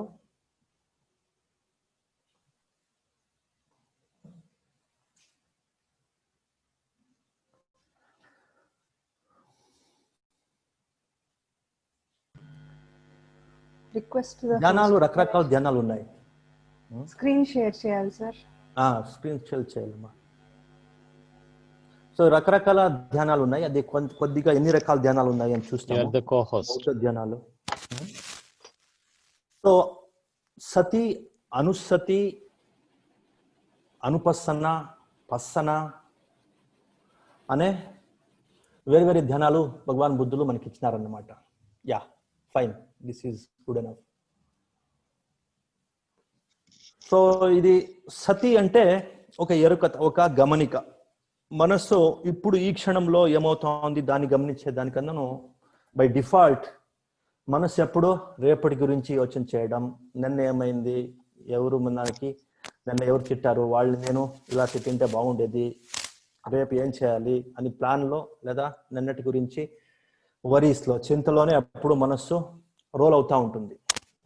అది ఒక హ్యాబిట్ ప్యాటర్న్ అయిపోయింది, మనసుకి ఒక అభ్యాసం అయిపోయింది. అది దాని నుంచి బయట రావాలంటే మనస్సు ఈ క్షణంలో ఉండడం, ఏ పని చేస్తున్నారో, ఎవరితో మాట్లాడుతున్నారో ఆ పనిలో, ఆ ఒక పరిస్థితిలో మనసు ఉండడం నేర్చుకోవాలి. దాన్నే ఒక ఎరుకత, ఒక స్పృహత, ఒక గమనికతో ఉండే మనస్సు, ఒక జాగృతితో ఉండే మనస్సు అని చెప్తారు. అలాంటి మనస్సుని పెంచుకోవాలి అంటే మనస్సులో ఎన్ని విభాగాలు ఉన్నాయి, దాన్ని పెంచుకోవడానికి ఏమేమి ధ్యానాలు భగవాన్ బుద్ధులు మనకి ఇచ్చినారు అని ఇప్పుడు చూస్తాము. భగవాన్ బుద్ధులు ఏం చెప్తారంటే, శరీరం 4 ధాతువుల నుంచి అయింది. పటవి ధాతు, ఆపోధాతు, వాయోధాతు, తేజోధాతు అని 4 ధాతువుల నుంచి శరీరం అయింది. 4 స్కందాల నుంచి మనస్సు అయింది అని చెప్తారు. దీంట్లో బ్యాలెన్స్ ఉంది అంటే అదే ఆరోగ్యం. శరీరంలో ఈ 4 ధాతువులు, పృథ్వీధాతు, పటవిధాతు, అర్త్ ఎలిమెంట్ అంటారు, ఆపోధాతు, వాటర్ ఎలిమెంట్, నీళ్లు. శరీరంలో మనకు తెలుస్తుంది యాక్చువల్లీ ఒక గట్టిగా ఉండేది అర్త్ ఎలిమెంట్ అన్నమాట. కొంచెం నీళ్లు, ఈ బ్లడ్, ఈ ఒక లాలారసము, ఇదంతాను నీళ్ళు ఎలిమెంట్ ఎక్కువ ఉంది దాంట్లో. అలాగే గాలి కూడా ఉంది శరీరంలో, దాన్ని వాయోధాతు అంటారు. తేజో, ఉడుకుంది, ఉడుకు చల్లని అనుభవాలు శరీరంలో ఉంది. సో ఈ 4 ధాతువులు బ్యాలెన్స్ గా ఉంది అంటేనే మన శరీరం ఆరోగ్యం. ఈ 4 మనసులో ఉండే విభాగాలు ఏమేమి ఉన్నాయి, ఈ 4ను దీన్ని భగవాన్ బుద్ధుని భాషలో ఏమంటారు, ఈ అవేర్నెస్ ని తెలుగులో స్పృహత, ఎరుకత, గమనిక, జాగృతి ఇవంతా చెప్పచ్చు. భగవాన్ బుద్ధుని భాషలో దీన్ని విజ్ఞాన అంటారు. ఒక హెచ్చరికతో ఉండే మనస్సు, ఎరుకతో ఉండే మనస్సు. బోధి, బుజ్జతి అంటే యాక్చువల్లీ ఎక్కువ బంతెలు, ఎక్కువ జ్ఞానులు. బుజ్జతి అంటే అవేర్నెస్, ఎరుకతో ఉండేదేనే చెప్తారు. సో అలాగే పర్సెప్షన్ అంటే గ్రహించే మనస్సు. సో ఈ గ్రహించే మనస్సుని సంజ్ఞ అని భగవాన్ బుద్ధులు చెప్తారు. అలాగే భావించే మనస్సు, ఫీలింగ్ ని వేదన పడే మనస్సు, భావించే మనస్సు అని చెప్పచ్చు. అలాగే ఆ వేదనకి వేదనించిన తర్వాత మేము ప్రతిక్రియ చేస్తాము. మాకు మంచి ఒక నొప్పి వేదన అయింది అంటే మేము దాన్ని దూరం పెడతాము. మాకు ఒక సుఖమైన వేదన అయింది అంటే దాన్ని దగ్గర తీసుకుంటాము. అలా దగ్గర తీసుకోవడం, దూరం పెట్టడం, అది ప్రతిక్రియించే మనస్సు అన్నమాట. డిసిషన్ మేకింగ్, ఒక డిసిషన్ తీసుకుంటుంది, ప్రతిక్రియ చేస్తుంది అని. ఇలా విజ్ఞాన, సంజ్ఞ, వేదన, అలాగే దీన్ని సంకార అని భగవాన్ బుద్ధులు చెప్తారు. ఈ మనసులోని 4 భాగాలు, అలాగే శరీరంలో 4 ధాతువులు. ఈ 4 బ్యాలెన్స్ లో పెట్టుకుంటే మీకు మానసిక ఆరోగ్యము ఉంటుంది, శరీరంలో ఆరోగ్యము ఉంటుంది. అన్ని మెడిసిన్స్, అలోపతి కానీ, హోమియోపతి కానీ, యునాని కానీ, ఆయుర్వేద కానీ, టిబెటన్స్ మెడిసిన్ కానీ, అన్ని మెడిసిన్స్ చేసే పని ఈ 4 ధాతువుల్ని బ్యాలెన్స్ చేయడం. Water element, earth element, fire element, air element, ఈ 4 ఎలిమెంట్స్ ని బ్యాలెన్స్ చేస్తుంది. అలోపతిలో అన్ని మెడిసిన్స్ కానీ బ్యాలెన్స్ చేసేదే దాని పని. అన్ని విషయాలు దీన్ని ఇంబ్యాలెన్స్ చేస్తుంది, ఈ 4 ధాతువులు, శరీరంలో ఉండే 4 ధాతువులు.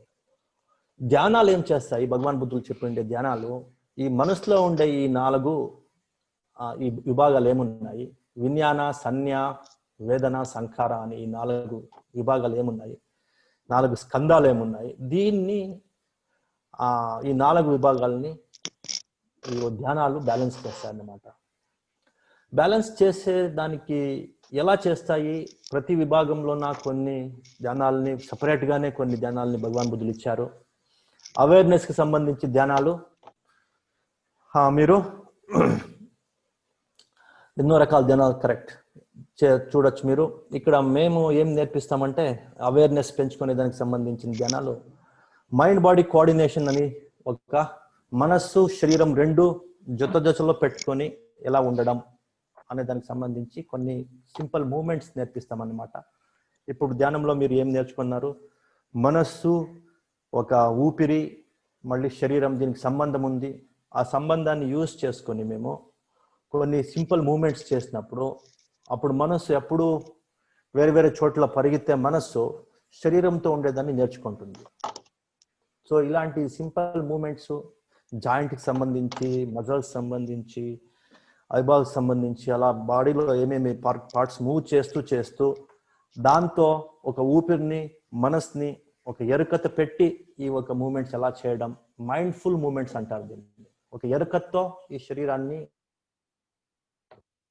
మూవ్ చేయడం, శరీరం వేరే అవయవాల్ని మూవ్ చేస్తూ శరీరానికి సంబంధించిన ఆరోగ్యము పెరుగుతుంది. ఈ 4 ధాతువులు బ్యాలెన్స్కి వస్తాయి. శరీరం ఫ్రెష్ అవుతుంది, ఒక బాడీ ఓరాయిల్ చేసినట్టు అవుతుంది. గాడిని ఎట్లా ఓరాయిల్ చేస్తామో శరీరాన్ని ఓరాయిల్ చేసినట్టు అవుతుంది. దానికన్నా ముఖ్యంగా మా మనసు శరీరంతో ఉండేదాన్ని నేర్చుకుంటుంది. ఎప్పుడు శరీరం చేస్తూ ఉంటే మనసు ఇంకోటి చేస్తూ ఉంటుంది. అది మనసు కంట్రోల్ లేకుండా ఉండే మనసులకి అయ్యే ఒక పెద్ద ప్రాబ్లం అన్నమాట. అలాంటి మనస్సు శరీరంతో ఉండకుండా శరీరాన్ని వదిలిపెట్టి వేరే వేరే చోట్లలో జంప్ అయ్యేది, ఒక కోతి మాదిరి ఒక చెట్టు నుంచి మరొక చెట్టుకి ఎప్పుడు జంప్ అవుతూ ఉంటుంది కదా మనస్సు. అలాంటి మనస్సు చాలా వీక్ మనస్సు అన్నమాట.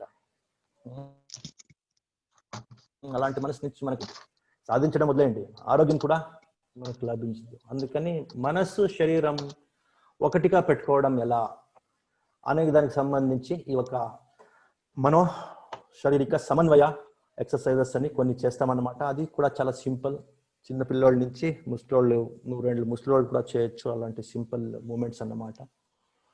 సో అలాగే నెక్స్ట్ సెన్స్ అవేర్నెస్. వేరే వేరే మన ఇంద్రియాలు ఉన్నాయి, మన కళ్ళు, మన చెవులు, నాలుక, స్పర్శం, అలాగే మనస్సు, మనో ఇంద్రియం. ఇలాంటి 6 ఇంద్రియాలని సూక్ష్మం చేసుకోవడం ఎలా? ఈ ఇంద్రియాలని సూక్ష్మం చేసుకుంటూ మనస్సు సూక్ష్మం అవుతుంది. మనసులో ఉండే స్పృహత, ఎరుకత, గమనిక, జాగృతి అంతా పెరుగుతుంది. దీనికి సంబంధించి భగవాన్ బుద్ధులు పంచవిజ్ఞాన ధ్యానాలు అని చెప్పినారన్నమాట.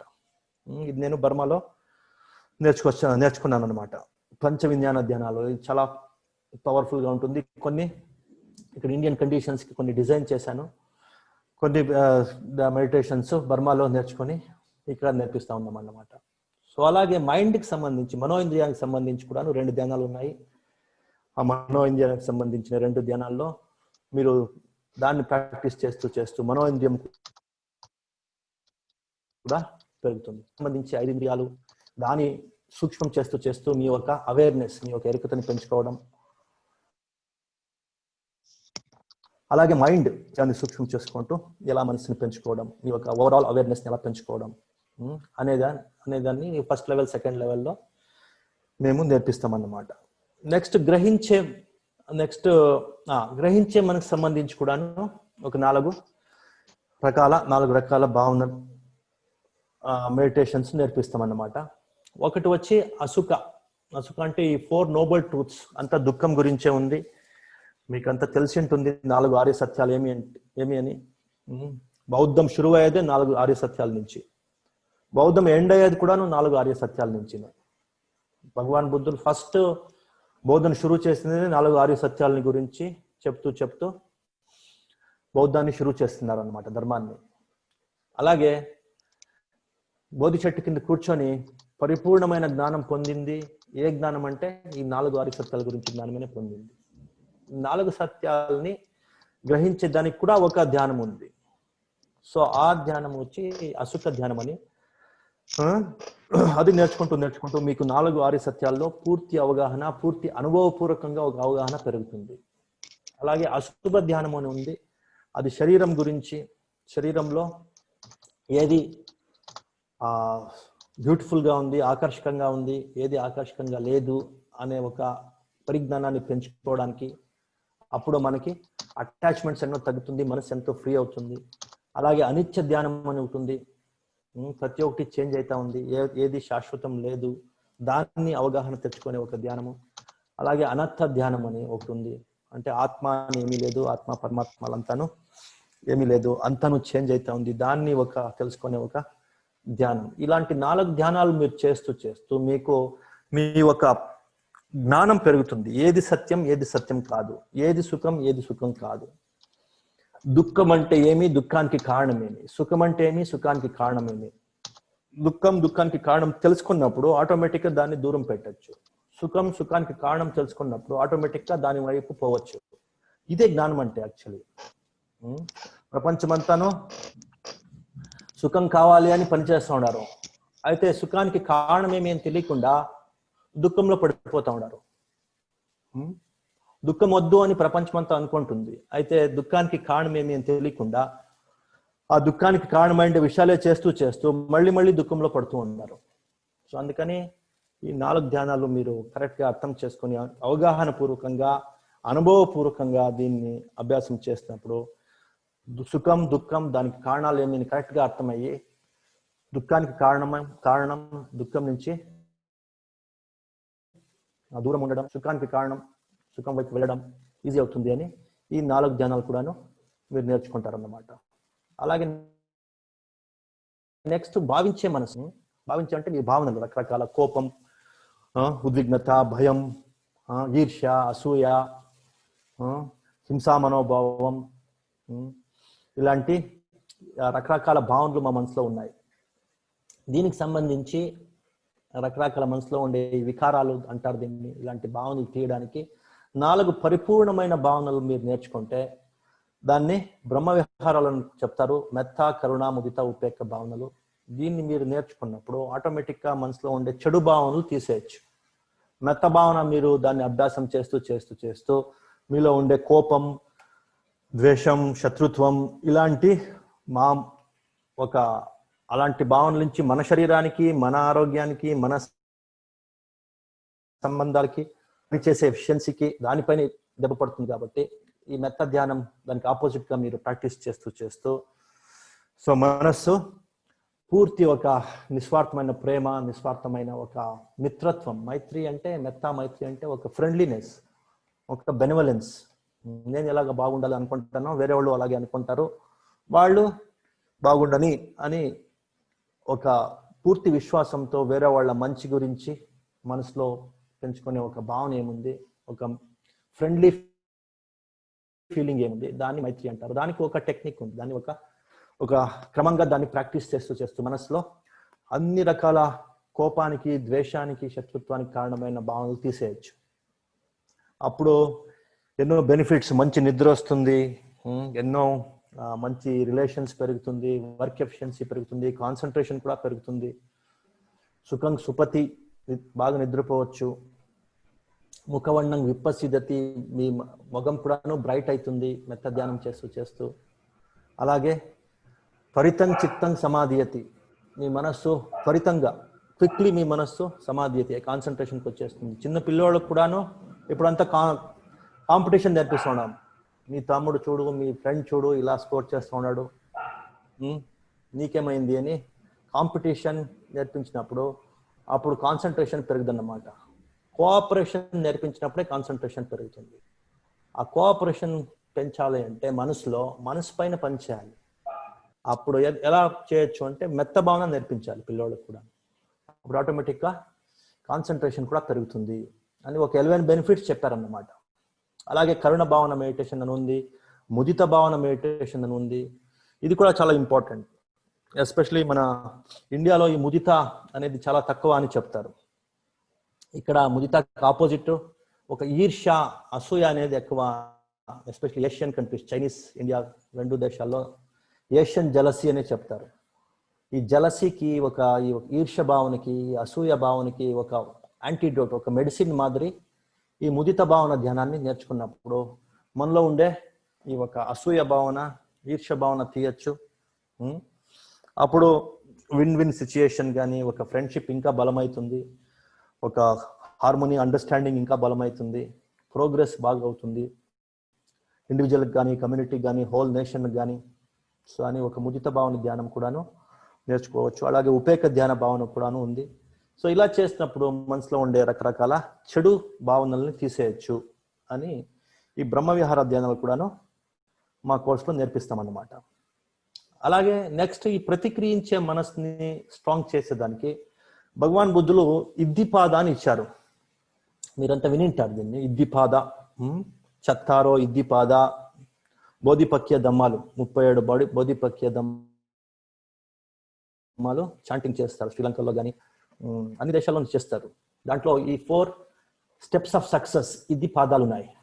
ఇద్ది అంటే సక్సెస్, సిద్ధి, అచీవ్మెంట్, సక్సెస్.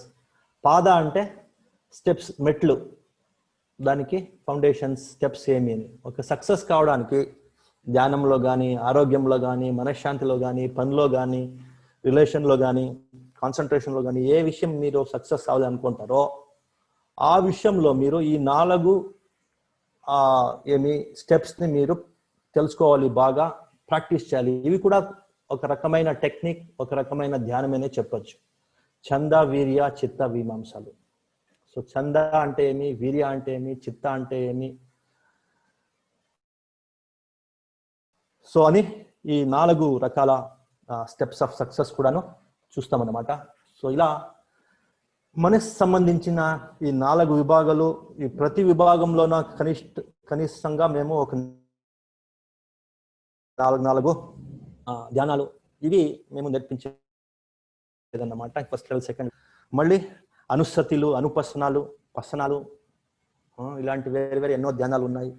అవి రెసిడెన్షియల్ మెడిటేషన్ సెంటర్స్తో, ఫారెస్ట్ మెడిటేషన్ సెంటర్లో అవంతా నేర్పిస్తారు. అయితే ఇది గృహస్థులకి ఎన్నో జవాబుదారుల మధ్యలో మనసుని కొంచెము నిరాళంగా పెట్టుకోవడం, ఫ్రెష్గా పెట్టుకోవడం, దాన్ని వాళ్ళ ఆరోగ్యానికి దానికి హెల్ప్ఫుల్గా ఉంది అని ఇలా డిజైన్ చేసామన్నమాట. సో దీన్ని నేర్చుకోవడానికి ఇంట్రెస్ట్ ఉందో రేపటి నుంచి మన కోర్స్ షురు అవుతుంది, తెలుగులో షురు అవుతుంది. మన కోఆర్డినేటర్స్తో మీరు మీ నేమ్స్ ఇచ్చి మీరు జాయిన్ కావచ్చు.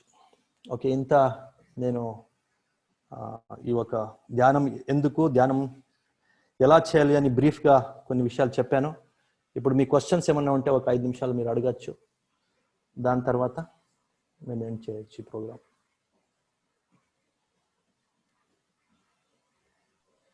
Thank you బంతేజీ. శ్రోతలు దయచేసి మీ ప్రశ్నలు చాట్ విండోలో టైప్ చేయండి. బంతేజీ, మనం శ్రోతల ప్రశ్నలకి వెయిట్ చేస్తూ, వాళ్ళు అడగడం లేదు, వాళ్ళు పోస్ట్ చేస్తారా క్వశ్చన్స్?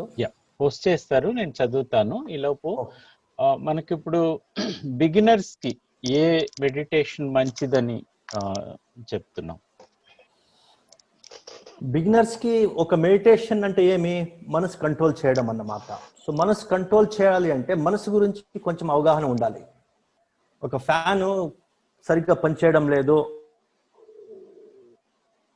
అనుకున్నప్పుడు మేము ఆ ఫ్యాన్ కొంచెం ఐడియా ఉండాలి. దాని నాబ్స్ ఏమి, దాని మోటార్ ఎలా పనిచేస్తుంది, దాన్ని మళ్ళీ ఫిక్స్ చేయొచ్చు దాని గురించి. అలాగే మనస్సు గురించి మేము చేసి మనసుని కంట్రోల్ చేయాలి అనుకున్నప్పుడు మనసు గురించి కొంచెం ఒక మినిమం ఒక అండర్స్టాండింగ్.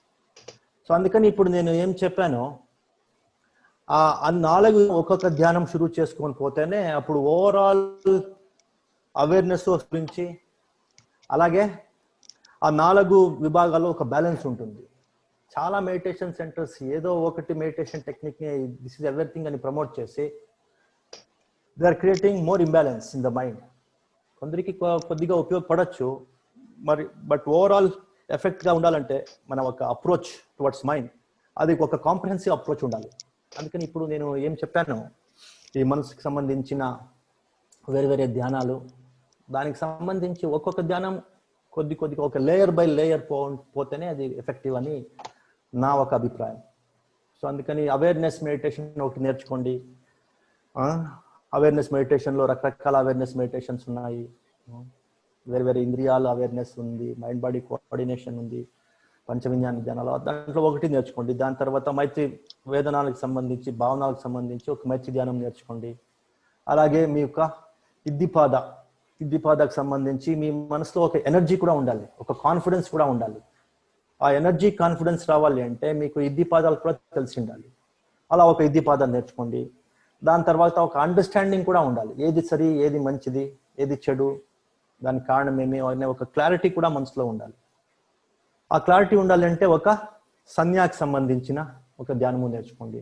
సో అలా నా సజెషన్ ఏమి అంటే, అభిప్రాయం ఏమి అంటే, ఈ మనసు 4 విభాగాల్లో సంబంధించిన ఒక్కొక్క ధ్యానాన్ని మీరు కాంప్రహెన్సివ్గా, కలెక్టివ్గా మీరు ప్రాక్టీస్ చేస్తేనే అప్పుడు 4 విభాగాల్లో ఒక బ్యాలెన్స్ ఉంటుంది. ఆ బ్యాలెన్స్ నుంచినే అన్ని రకాల మనశ్శాంతి కానీ, మనసు ఎఫిషియన్సీ కానీ అంతా పెంచుకోవడానికి హెల్ప్ అవుతుంది. అదేనే మన కోర్సులో డిజైన్ చేసి మేము నేర్పిస్తున్నాం అన్నమాట. సో అందుకని coming to your question, so it's not just one particular meditation that we recommend layer by layer approach to all these 4 components of the mind. ఈ ఒక 4 విభాగాలు ఏముంది మనసులో, దాన్ని ఒక్కొక్కటే నేర్చుకొని పోండి. దెన్ వీ కాంట్ రికమెండ్, ప్రతి ఒక్కరు మనస్సు అది ఇండివిజువల్, వాళ్ళది ఒక యూనిక్ అన్నమాట. మీ మనస్సు చూసి మీ మనసుకి ఏ మెడిటేషన్ సూక్తంగా ఉంటుంది అని నేను రికమెండ్ చేసేదానికి అయ్యలేదు. మీరే ఎక్స్పెరిమెంట్ చేయాలి. నాకు మైత్రి ధ్యానం సూటబుల్లా, ఆనాపాన ధ్యానం సూటబుల్లా, పంచవిజ్ఞాన ధ్యానం సూటబుల్లా, ఈవెన్ పర్సెప్షన్, ఏ రైట్ అనర్థ ధ్యానం నాకు సూటబుల్లా అని మీరేనే కనుక్కోవాలి. లేదా టీచర్తో డిస్కస్ చేసి ఒక క్లారిటీకి వచ్చి నా మనసుకి ఇది సూటబుల్ అని తెలుసుకోవాలి. సో అంతవరకు ఏం చేయాలి, ఒక బేసిక్ మెడిటేషన్స్ ఇవన్నీ మీరు నేర్చుకుంటూ పోవాలి. అప్పుడు మీకు ఓవరాల్గా ఒక ఐడియా, మీ మనసు పైన ఐడియా వచ్చి మీకు ఏది సూటబుల్గా ఉంది అని మీకే ఒక ఐడియా వచ్చిన తర్వాత ఆ ఒక మెడిటేషన్లో డీప్గా మీరు ప్రాక్టీస్ చేసుకొని పోవచ్చు.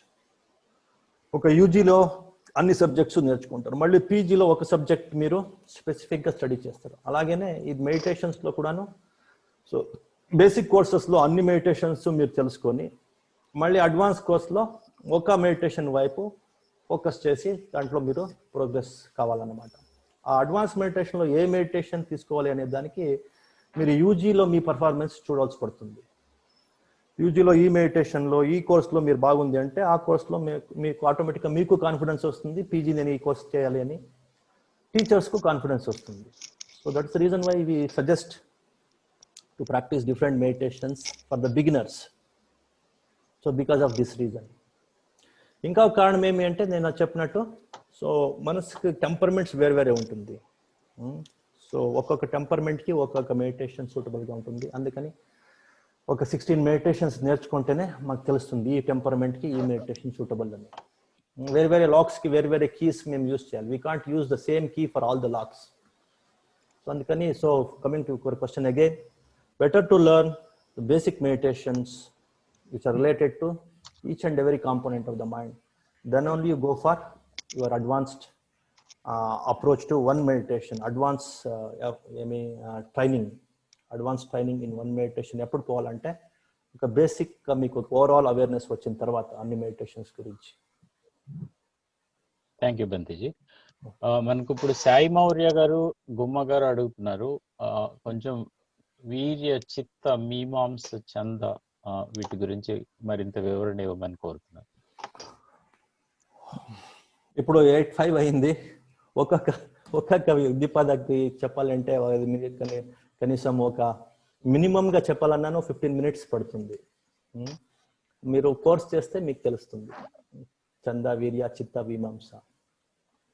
చంద అంటే అఫ్కోర్స్ మన ఆల్ ఇండియన్ లాంగ్వేజెస్లో ఆ వర్డ్స్ ఉంది. చంద అంటే ఒక ఇంక్లినేషన్, ఒక ఇంట్రెస్ట్ అన్నమాట. వీర్య అంటే ఒక ఎఫర్ట్, ఒక కన్సిస్టెంట్ ఎఫర్ట్ అన్నమాట. చిత్త అంటే ఫోకస్డ్ మైండ్ అన్నమాట, ఫోకస్డ్ మైండ్. మీమాంస అంటే ఒక ఇన్వెస్టిగేషన్, ఒక ఫెయిల్ అయింది అంటే దానికి కారణం ఏమి అని కరెక్ట్గా దాన్ని ఇన్వెస్టిగేట్ చేయడం అన్నమాట. సో ఇన్ బ్రీఫ్, చంద, వీర్య, చిత్త, మీమాంస అంటే ఒక ఇంక్లినేషన్, ఒక ఇంట్రెస్ట్, ఒక లైకింగ్, ఒక కన్సిస్టెంట్ ఎఫర్ట్, కన్సిస్టెంట్ ఎనర్జీ. చిత్త అంటే ఫోకస్డ్ మైండ్. మీమాంస అంటే ఒక ఇన్వెస్టిగేషన్, కనిపెట్టే మనసు. సో ఇవి 4 విషయాలు. దాని గురించి ఒక టెక్నిక్ ఉంది, దాని గురించి ఒక మెడిటేషన్ మాదిరినే ఒక అండర్స్టాండింగ్ ఉంది. దాన్ని నేర్చుకోవాలంటే పోస్ట్ చేయాల్సి పడుతుంది. Thank you Bhanteji. మరొక ప్రశ్న రంజిత్ గారు అడుగుతున్నారు, మెడిటేషన్ చేసేటప్పుడు గుడ్ పాస్చర్ ఎలా తెలుసుకుంటామని అడుగుతున్నారు. Good posture is nothing but comfortable and stable posture. Stable గాను ఉండాలి, కంఫర్టబుల్ గాను ఉండాలి. అలాంటి పోస్చరే గుడ్ పోస్చర్. సో మీరు స్ట్రైట్ గా చాలా బ్యాక్ బోన్ ని ఒక రిజిడ్ గా పెట్టుకొని ఒక టార్చర్ చేసుకుంటే that's not a good posture. Straight గానే ఉండాలి, at the same time comfortable గాను ఉండాలి. సో అలా శరీరాన్ని డిజైన్ చేసుకోవాలి మీరు. కొందరికి క్రాసింగ్ ద లెగ్స్ అంటే ఏమి? భగవాన్ బుద్ధుడు కూర్చుంటారు చూడండి, పద్మాసనం అని చెప్తారు, క్రాస్ లెగ్స్ పోస్చర్ అంటారు. అలా కొందరికి అభ్యాసం చేస్తూ చేస్తే కంఫర్ట్ అయిపోతుంది, ఆటోమేటిక్గా మీ బ్యాక్ బోన్ స్ట్రైట్ అయిపోతుంది. బట్ బిగినర్స్కి సుఖాసనం అంటే మీరు మామూలుగా భోజనం చేసేదానికి కింద ఎట్లా కూర్చుంటారో అలా కూర్చోవచ్చు. బట్ బ్యాక్ బోన్ కొంచెం స్ట్రైట్గా పెట్టుకోవాలి. చేతులు రెండు ఒకదాని పైన పెట్టుకుంటే బాడీలో కొంచెం స్టెబిలిటీ వస్తుంది. అది కొందరికి ఇబ్బంది అవుతుంది అంటే చైర్ పైన కూడా కూర్చోవచ్చు. బట్ చైర్ పైన కూర్చున్న బ్యాక్ సపోర్ట్ ఎక్కువ తీసుకోకూడదు, చాలా ఈజీ చైర్ మాది ఉండకూడదు. మీ చైర్ కొంచెం బ్యాక్ బోన్ స్ట్రైట్ ఉండాలి, at the same time comfortable గాను ఉండాలి. That is the right posture for meditation. Thank you Bhanteji. Gautam Prasad garu అడుగుతున్నారు, నిబ్బాన సాధనకు మెడిటేషన్ ఒక్కటే మార్గమా అని అడుగుతున్నారు. సారీ, ఇంకొకసారి అడగండి. నిబ్బాన సాధన, to attain nibbana, is meditation practice the only way or is it compulsory? Bhagavan బుద్ధుని టైంలో కొందరు ఒక్కొక్క డిస్కోర్స్ విని ఒక్కొక్క గాథ విని అర్హంతులయ్యారు. Why not me, why not us, why not here, why not now అని కొందరు అడుగుతారు. బట్ దానికి కారణం ఏమి అంటే భగవాన్ బుద్ధునితోనే ఎన్నో యుగాల్లో వాళ్ళు సాధన చేశారన్నమాట. వాళ్ళ మనసు పెరిగిందన్నమాట.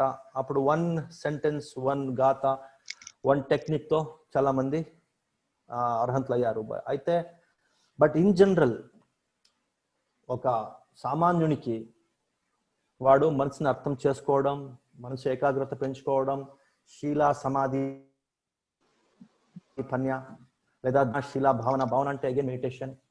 ఈ గృహస్థులకి దానాశీల భావన చెప్తారు, మాంగ్స్ కి శీలా సమాధి పన్య చెప్తారు.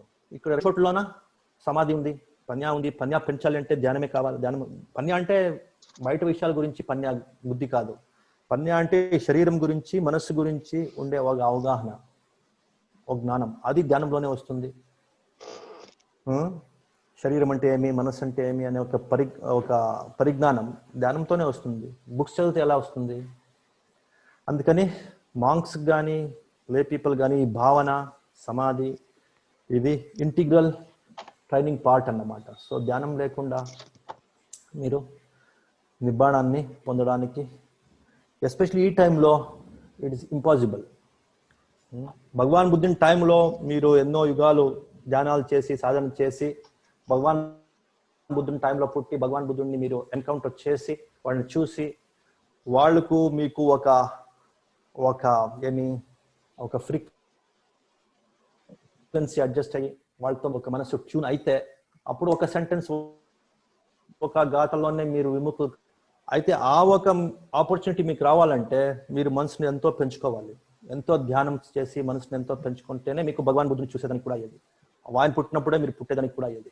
సో అందుకని don't have some illusions that ఒక గాథ విని సారిపుత్త బంతే మాదిరినో లేదా అస్సాజీ బంతే మాదిరినో కొండన్య బంతే మాదిరినో నేను అర్హంత అయిపోవచ్చు అనే ఒక ఇల్యూజన్స్ పెట్టుకోకండి. అలాంటి ఒక ఎన్కౌంటర్ మీరు భగవాన్ బుద్ధునితో కావాలంటేనే కూడాను ఎంతో ధ్యానం చేసి మనసు ఎంతో పెంచుకో ఉండాలి, ఎంతో పారమీలు పరిపక్వం చేసుకోండాలి. పారమీలు పరిపక్వం చేయాలంటే ధ్యానంలోనే అవుతుంది. ఎన్నో పారమీలు, అన్ని పారమీలు ధ్యానం చేస్తూ మెత్తా ఫార్మీ, ధ్యాన ప్రజ్ఞా ఫార్మీ, అన్ని ఫార్మీలు ధ్యానంలో పెరుగుతాయి. సో అందుకని మీరు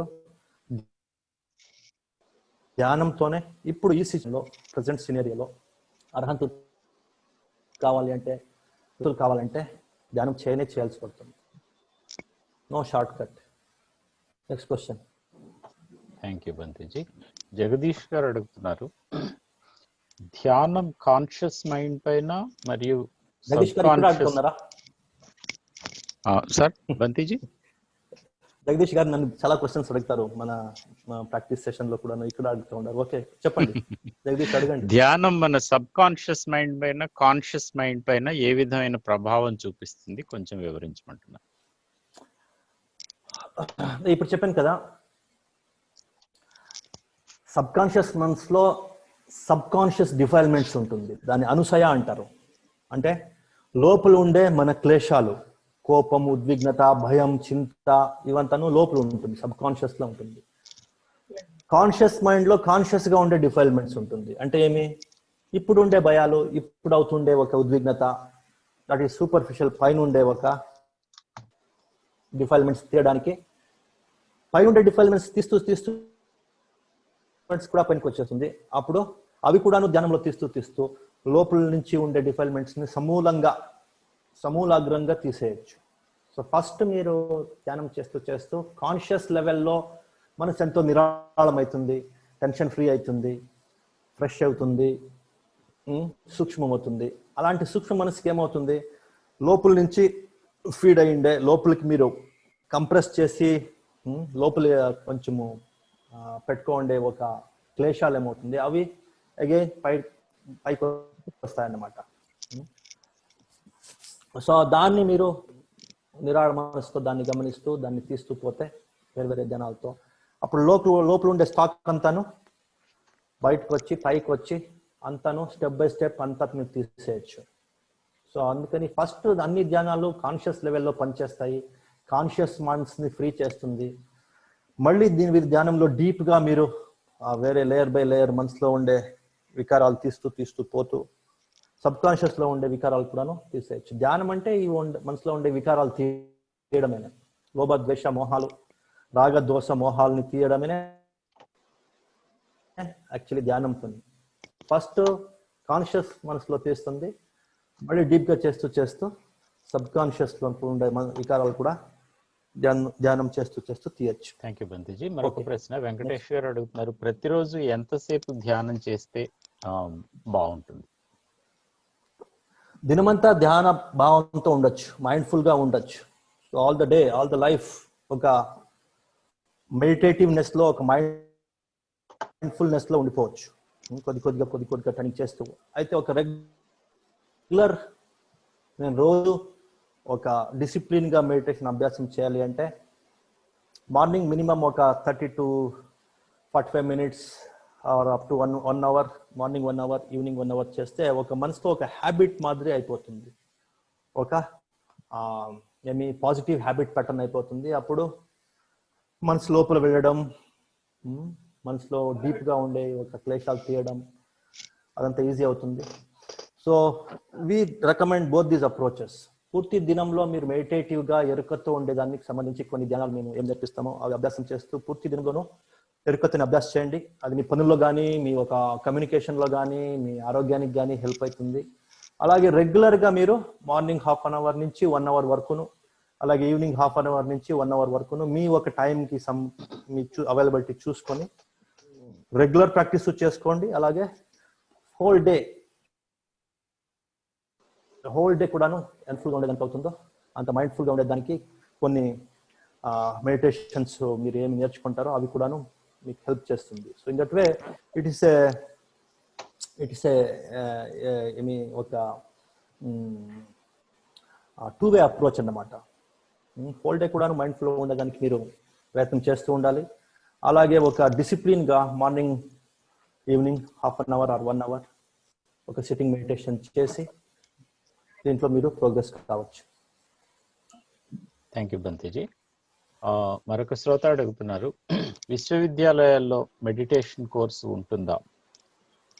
పీజీ కోర్సు అలా ఎక్కడ ఉంటుందో తెలియజేయమంటున్నారు. బర్మాలో ఉంటుంది, నేను బర్మాలో చూశాను. ఇక్కడ ఇండియాలో విశ్వవిద్యాలయంలో లేదు, కొన్ని స్కూల్స్, కొన్ని ఎడ్యుకేషన్ సెంటర్స్లో నేను చూశాను. మెడిటేషన్ కంపల్సరీ చేశారు. మా ఇన్స్టిట్యూషన్స్ వేరే వేరే చోట్లలో మా ఆర్గనైజేషన్ ఇన్స్టిట్యూషన్స్ ఉంది. నంసాలో ఒకటి కాలేజ్ షురూ చేసి నేను అక్కడి నుంచి ఇక్కడ వచ్చాను. అక్కడ మెడిటేషన్ కంపల్సరీ చేశాము. యూనివర్సిటీలో కొన్ని బుద్ధిస్ట్ యూనివర్సిటీస్లో ఉంది అంతేనే. ఈ మగధ్ యూనివర్సిటీలో ఉంది, అలాగే నాగార్జున యూనివర్సిటీలో ఉంది అనుకుంటాను, I don't know, I'm not sure. అలాగే నలంద విశ్వవిద్యాలయ, ఢిల్లీ యూనివర్సిటీస్ కొన్ని ఉన్నాయి, గౌతమ్ బుద్ధ యూనివర్సిటీ అని ఉంది, ముంబైలో కొన్ని యూనివర్సిటీస్ ఉన్నాయి. సో నాకు తెలిసినట్లు ఇలా ఉంది. అన్ని యూనివర్సిటీస్ చేస్తే మంచిది, బట్ ఇండియాలో ఇంకా దాని గురించి అవగాహన ఇంకా లేదు అనుకుంటాను. Okay, next question please. ఒక రిలేటెడ్ ప్రశ్న బంతిజీ, రాజయ్య గారు అంటున్నారు, రెసిడెన్షియల్ కోర్సు విపాసన సెంటర్స్ లో ఎక్కడైనా ఉన్నాయా అని అడుగుతున్నారు. ఏమి రెసిడెన్షియల్ కోర్సెస్, లైక్ అక్కడ ఉండే వసతితో? ఇక్కడ మేము చేస్తుండే కోర్సెస్? అవును. ఇప్పుడు సద్యానికి వ్యవస్థ లేదు, దాని గురించి ప్లాన్ చేస్తూ ఉండము. ఒక్క కోర్స్ చేసాము ఇక్కడ, ఓన్లీ వన్ కోర్స్. ఇక్కడ జస్ట్ ఒక 5-6 రూమ్స్ ఉంది అంతేనే మన సెంటర్లో. బెంగళూరులో ఉంది, బెంగళూరులో మన అవుట్స్కట్స్లో ఒక మెడిటేషన్ సెంటర్ ఉంది. ఇప్పుడు ఈ కోవిడ్ ఉంది కాబట్టి ఇప్పుడు అది స్టాప్ అయింది, రెసిడెన్షియల్ కోర్సెస్ అంతా స్టాప్ అయింది. ఇక్కడను నెక్స్ట్ ఈ కోవిడ్ అయిన తర్వాత ఇక్కడను రెసిడెన్షియల్ చేస్తాము. బెంగళూరులో ఉంది, బోధ్గయాలో శురువైంది మన సెంటరు. అలాగే కొన్ని సెంటర్స్ ఉన్నాయి బోధ్గయాలో, లుంబినిలో, అక్కడ పై మీరు నేర్చుకోవచ్చు. ఈ నాన్ రెసిడెన్షియల్ ఇప్పుడు ఆన్లైన్లో కావాలంటే ఇప్పుడు మాకు చేయొచ్చు. రెసిడెన్షియల్ అయితే యూ హ్యావ్ టు వెయిట్. ఈ కోవిడ్ హంగామా పూర్తి పోయే వరకు రెసిడెన్షియల్ ఎవరు షురూ చేయడం లేదన్నమాట, ఏ కంట్రీలోనూ లేదు. ఆల్ బుద్ధిస్ట్ కంట్రీస్ నుంచి నాకు కాంటాక్ట్స్ ఉంది. అన్ని మెడిటేషన్ సెంటర్స్ స్టాప్ అయింది. అనదర్ 6 months మీకు రెసిడెన్షియల్ ఫెసిలిటీ ఉండదు అనుకుంటాను. Thank you Bhanteji. మరొక ప్రశ్న రవికుమార్ గారు అడుగుతున్నారు, పంచశీల తెలుగులో చెప్పమని కోరుతున్నారు. ఇలా తెలుగులో సింపుల్, ప్రాణాతిపాత వీరమణి అంటే ప్రాణి హత్య చేయను, ప్రాణి హత్య నుంచి నేను దూరం ఉంటాను అని వీరమణి. అలాగే అదిన్నా దాన అంటే వేరే వాళ్ళకి సంబంధించిన వస్తువుల్ని వాళ్ళు అడగకుండా తీసుకోను, అంటే దొంగతనం కానీ వేరే వాళ్ళ వస్తువులు కానీ తీసుకోవడం వాళ్ళని అడగకుండా, వాళ్ళ పర్మిషన్ లేకుండా, అది అదిన్నా దాన. కామేశు మిథ్యాచార అంటే వ్యభిచార జీవితం, భార్య భర్తకి, భర్త భార్యకి ఒక లాయల్గా ఉంటాము, వాళ్ళకి లాయల్గా ఉంటాము అని, మోసం చేయము అని ఒక కమిట్మెంట్ అన్నమాట. అప్పుడు ఫ్యామిలీ లైఫ్లో ఒక హార్మనీ ఉంటుంది. అలాగే మూసావాద అంటే అబద్ధాలు చెప్పడం,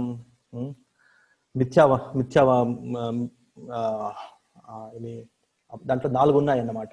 ముఖ్యంగా అబద్ధాలు చెప్పడం, ప్రామిస్ని కీపప్ చేయడం, సత్యాన్ని ఒక ట్విస్ట్ చేసి చెప్పడం. సో ఇలాంటి అసత్యానికి సంబంధించి మాటలు ఏమున్నాయో అలాంటివంతా చేయకుండా ఉండేది మూసావాద వీరమణి అని. అలాగే ఈ సారాయి, మత్తు తెచ్చే పదార్థాలు ఏమున్నాయి, whisky, brandy, drugs, intoxicating drugs, ఇలా ఇంటాక్సికేట్స్ అంటే ఏముంటే అవంతా తీసుకోండి. ఎందుకంటే నా మనసుకి ఇవంతాను కంట్రోల్ చేసేదానికి హెల్ప్ అవుతుంది. నా మనసులో ఉండే లోభద్వేష మోహాలు తీయచ్చు. వేరే వాళ్ళు మా పైన నమ్మకం పెడతారు. ఎప్పుడు నేను డ్రింక్స్ తీసుకొని అలవాటు పడిపోయాను, నోబడీ విల్ ట్రస్ట్ మీ. అలా ఒక మనిషి మధ్యలో ఒక హార్మోనీకి, అలాగే నా మనసు ప్యూరిఫై చేసుకొని పోయేదానికి, మనసులో ఉండే రాగద్వేష మోహాలు తీయడానికి ఈ పంచ నియమాలు, పంచశీలాలు చాలా హెల్ప్ చేస్తుంది. మనలో ఉండే ఒక జవాబుదారి తీసుకునే ఒక మనోభావం, సంకల్పించే మనోభావం, sticking on to my words. పంచశీలాలు తీసుకొని పంచశీలాలు బ్రేక్ చేసేదానికి అంతా మన మారల్ ఫియర్ ఉంటుంది. అప్పుడు ఆటోమేటిక్గా మనోశక్తి పెరుగుతుంది. ఆ మనోశక్తి చాలా అవసరం ధ్యానానికి అంతాను. అందుకనే శీలా బేసిక్ అని పెట్టారన్నమాట భగవాన్ బుద్ధుడు. సో ఇది 5 నియమాలు తెలుగులో, పంచశీలాలు. Okay, next last question. Thank you Bhanteji. ఒక 3-4 ప్రశ్నలు ఉన్నాయి. మీరు ఎక్కడ ఆపుతుంటే చెప్పండి. అక్కడ ఆపుతాను బంతిజీ. మీరు చూడండి, మీ టైం చూసుకోండి. మీరు ఎప్పుడు క్లోజ్ చేయాలి చూసుకోండి. 3-4 ప్రశ్నలతో ముగిద్దాం బంతిజీ. నరసింహ గారు, గొల్లపల్లి నరసింహ గారు, నిమిషానికి ఎన్ని శ్వాసలు బాగుంటాయి? ఇందాక శ్వాసలు మనం కౌంట్ చేసాం, నిమిషానికి ఎన్ని శ్వాసలు సరిగ్గా కరెక్ట్ గా ఉంటుందని అడుగుతున్నారు. మనసు నిరాళంగా ఉంది, నిర్మలంగా ఉంది, ఫ్రీగా ఉంది అన్నప్పుడు ఒక 8 to 12 బ్రెత్స్ ఉంటుంది. అది again depends on one more, ఇంకా ఒక ఫ్యాక్టర్ పైన డిపెండ్ అవుతుంది. మీ ఒక లంగ్ కెపాసిటీ. కొందరు లంగ్ కెపాసిటీ బాగుంటుంది, అలాంటి వాళ్ళు బాగా ధ్యానం అభ్యాసం చేసి మీ ఒక దీర్ఘంగా ఊపిరి తీసుకోవడం, దీర్ఘంగా ఊపిరి విడడం అభ్యాసం చేసుకునే వాళ్ళు, అలాగే మనసు నిరాళంగా పెట్టుకునే వాళ్ళు, అలాంటి వాళ్ళకి 8 నుంచి 10 లేదా మ్యాక్సిమం 12 వరకు ఉంటుంది బ్రెత్స్ పర్ మినిట్. కొంచెం మనసులో టెన్షన్ ఉంది అంటే అది పెరుగుతూ పోతుంది, అప్ టు 15, 20, 25. సో అన్ని బ్రెత్స్ పర్ మినిట్ పెరుగుతూ పోతుంది. Thank you Bhanteji. గోకులం రాజు గారు అడుగుతున్నారు, గత 500 సంవత్సరాలలో మనకి తెలిసి అర్హంత్ అక్రాస్ ద గ్లోబ్ ఎవరైనా ఉన్నారా అని అడుగుతున్నారు.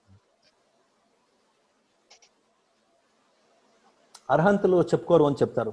నేను అర్హంతుడు చూడండి. సో అందుకని 500 years నుంచి కొందరు థైలాండ్ ఫారెస్ట్ లో కొందరు ఉన్నారు అని చెప్తారు. కొందరిని వీళ్ళు అర్హంతులు అని చెప్తారు. అజన్ మూన్ అని ఒక బంతే, ఇప్పుడు ఉండే అజన్ టూన్ అనే బంతే, వాళ్ళు అర్హంతులు అని చెప్తారు. But we are not sure and we are should not be bothered much also. So coming to your question again, Bhagavan బుద్ధుని శాసన ఉన్నప్పుడు, బుద్ధ శాసనం ఉన్నప్పుడు ఫస్ట్ 500 years పటి సంబిధ జ్ఞాన అర్హంతులు ఉంటారు చెప్తారు. అంటే 2500 years బ్యాక్ భగవాన్ బుద్ధుడు ఉన్నారు అనుకో. సో 2000 years బ్యాక్ వరకు 500 years పటి సంబిధ జ్ఞాన అర్హంతులు ఉంటారు. దాని తర్వాత మామూలు అర్హంతులు ఉంటారు ఇంకొక 500 years, అంటే 5th century AD వరకును.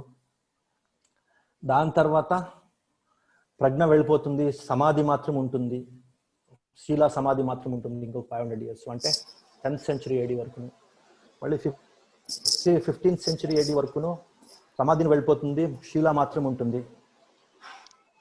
మళ్ళీ 15th century నుంచి 20th century వరకును శీలాను వెళ్ళిపోతుంది, భగవాన్ బుద్ధుని పేరు మాత్రం ఉంటుంది అని చెప్తారు. అందుకని అర్హంతులు ఎంతమంది ఉన్నారు ఏమి అనేది కొంచెం డౌట్ఫుల్ అనేది ఇప్పుడు ఈ టైంలో. మళ్ళీ అగైన్ ఈ ఒక సైకిల్ రిపీట్ అవుతుంది అని చెప్తారు. But anyway, so that is none of our business. ఇప్పుడు ఫోకస్ ఏమి అంటే మన మనసుని అర్థం చేసుకోవడం. సో యూజువలీ అర్హంతులు అయిన వాళ్ళు కూడాను ఈ ప్రపంచానికి రావడానికి ఇంట్రెస్ట్ చూపించరు. ఓన్లీ భగవాన్ బుద్ధుని టైంలో, maybe after some 500 years of Bhagavan Buddha శాసనం ఎప్పుడు ఉంటుందో అప్పుడు వాళ్ళు ప్రపంచానికి వచ్చి నేర్పించేదానికి కొంచెం కొందరు ఇంట్రెస్ట్ చూపిస్తారు. 50% ఇంట్రెస్ట్ చూపించరు. భగవాన్ బుద్ధుని టైంలో కూడాను కొండన్య బంతేనే ఉండేవాళ్ళు. వాళ్ళు అర్హంతులు అయిన తర్వాత అడవిలో వెళ్ళిపోయి నాకు టీచింగ్ చేసే ఇంట్రెస్ట్ లేదు అని వాళ్ళు పరినిభాన తీసుకున్నారు అనమాట. సో అందుకని మేము ఇప్పుడు ఉన్నారా లేదా అని యోచన చేసే అవసరం కూడా లేదు. సో కూడా ఇప్పుడు ప్రపంచానికి వచ్చి వాళ్ళు నేర్పిస్తారు అనే గ్యారంటీని లేదు. Okay, next question. Thank you Bhanteji. Ramesh, Suresh Babu garu అడుగుతున్నారు, ప్రాక్టికల్ మెడిటేషన్ టైప్స్ వాటిని నేర్చుకోవటం కోసం ఏవైనా పుస్తకాలు ఉన్నాయా, ఎక్కడ దొరుకుతాయని అడుగుతున్నారు. రాజు గోకుల్ గారు మైండ్ఫుల్నెస్ ఇన్ ప్లెయిన్ ఇంగ్లీష్ అని ఒక పుస్తకం ఉంది, గుణరత్న గారు రాసిన పుస్తకం అని అంటున్నారు. మీరు ఏవైనా వివరాలు చెప్తారు? పుస్తకాలు చూసి మెడికేషన్ తీసుకోరాదు అని చెప్తారు డాక్టర్లు. శరీరంకి సంబంధించి రోగాలు తీయడానికి ఈ మెడిసిన్స్ డాక్టర్ల దగ్గరే పోయి మాట్లాడండి, వాళ్ళు ఏం చెప్తారో అది తీసుకోండి అని చెప్తారు. మనస్సు శరీరానికన్నా ఇంకా ఎంతో గొప్పది, ఇంకా ఎంత సూక్ష్మంగా ఉండేది. సో అలాంటి మనసుకు సంబంధించి ధ్యానాలు నేర్చుకోవాలి, మనస్సుని పెంచుకునే ధ్యానాలు నేర్చుకోవాలి అంటే మీరు ఇంకా ఎక్కువ కేర్ తీసుకోవాలి, ఇంకా కేర్ఫుల్గా ఉండాలి, ఇంకా కాంప్రహెన్సివ్గా మీరు మనసుని హ్యాండిల్ చేయాలంటే మీకు ఒక అథారిటేటివ్ టీచర్ ఉంటేనే మంచిది. I don't see any book which is useful for the బిగినర్సే కాదు, ఎవరికే కానీ మెడిటేషన్ బుక్స్ నుంచి యూజ్ అవుతుంది అని నాకే అనిపించదు. ఒక బుక్ ఉంది విశుద్ధి మార్గ అని, అది it's manual of Buddhist meditations అని చెప్తారు. దాన్ని బేసిస్గా పెట్టుకొని నేను బర్మాలో ఉండిన మెడిటేషన్ సెంటర్లో వాళ్ళు ఎన్నో మెడిటేషన్స్ అంతాను డిజైన్ చేసి నేర్పించిన తర్వాతనే నాకు అర్థమైంది. ఆ బుక్ చదివి ఏమీ అర్థం కాలేదు, ఇది కన్ఫ్యూజన్ అవుతుంది. సో అందుకని బుక్స్ చదివి మెడిటేషన్ చేస్తాను అనుకుంటే అది చాలా మూర్ఖతనం అని అనిపిస్తుంది. Please join some centres, meditation centres. ఒక ఎక్స్పెరిమెంట్ చేయండి, కొన్ని టెక్నిక్స్ మీకు సెట్ అవుతుంది, అది అవుతుందా లేదా 1 or 2 years చూడండి. అది కాకపోతే ఇంకొక నేర్చుకోండి, ఇంకొక గురువు, ఇంకొక మెడిటేషన్ సెంటర్లో పోయి. సో అట్లా మీరు మెడిటేషన్ నేర్చుకుంటేనే మంచిది. బుక్స్ చదివి మీరు మెడిటేషన్స్ నేర్చుకోకండి. That is our suggestion. Thank you Bhanteji. Ravichandra garu సూచన చేశారు, ఆచార్య నాగార్జున యూనివర్సిటీ లో ఎంఏ బుద్ధిస్ట్ స్టడీస్ కోర్సు ఉందని చెప్తున్నారు. చిట్ట చివరి ప్రశ్న, శరణం గారు బంతిజీ చెప్పండి. సో చిట్ట చివరి ప్రశ్న, శరణం గారు పద్మావతి గారు అడుగుతున్నారు, మానసిక ఇబ్బందులు ఉన్నప్పుడు మందులు వేసుకుంటే తగ్గుతోంది, కానీ ఎలాంటి సాధన, ధ్యానం మానసిక ఇబ్బందుల్ని తొలగించడానికి ఉపయోగపడుతుంది చెప్పమంటున్నారు. మందులు వేసుకుంటే అదొక ఇంటాక్సికెంట్ మాదిరి, ఒక టెంపరీగా అది కొంచెం మనసులో ఉండే ప్రెషర్ తగ్గుతుంది. ఆ మందు పవర్ పైన తర్వాత మళ్ళీ టెన్షన్ వస్తుంది, మనసులో వచ్చేస్తుంది అది. సో అందుకని మీరు ఒక ఎఫెక్టివ్గా మనసులో ఉండే ఆ టెన్షన్స్ తీయాలి అంటే మనసుని కంట్రోల్ చేసుకొని, మనసు పైన ఒక ప్రభుత్వం, ఒక అథారిటీ పెంచుకోవాలి అంటే మీరు ధ్యానాలు నేర్చుకోవాలి, కొద్దిగా నేర్చుకొని పోవాలి. ఒక ధ్యానాలు నేర్చుకోవాలంటే మీరు కొంచెం టైం ఇవ్వాలి పడుతుంది. ఒక స్కిల్ నేర్చుకోవాలి, ఒక డ్రైవింగ్ నేర్చుకోవాలంటే ఎవ్రీడే మీరు ఒక 1 hour, ఒక 20 days మీరు డ్రైవింగ్ స్కూల్కి పోవాలి. ఒక ఆర్డినరీ స్కిల్, ఒక కుకింగ్, ఒక డాన్సింగ్, ఒక పెయింటింగ్ ఏం నేర్చుకోవాలన్నానో ఒక 1/2 hour, 1 hour ఎవ్రీడే మీరు దానిపైన వర్క్ చేయాలి. అలాగే మనసుని కంట్రోల్ చేయాలి, మనసులో ఉండే రకరకాల టెన్షన్ తీయాలి,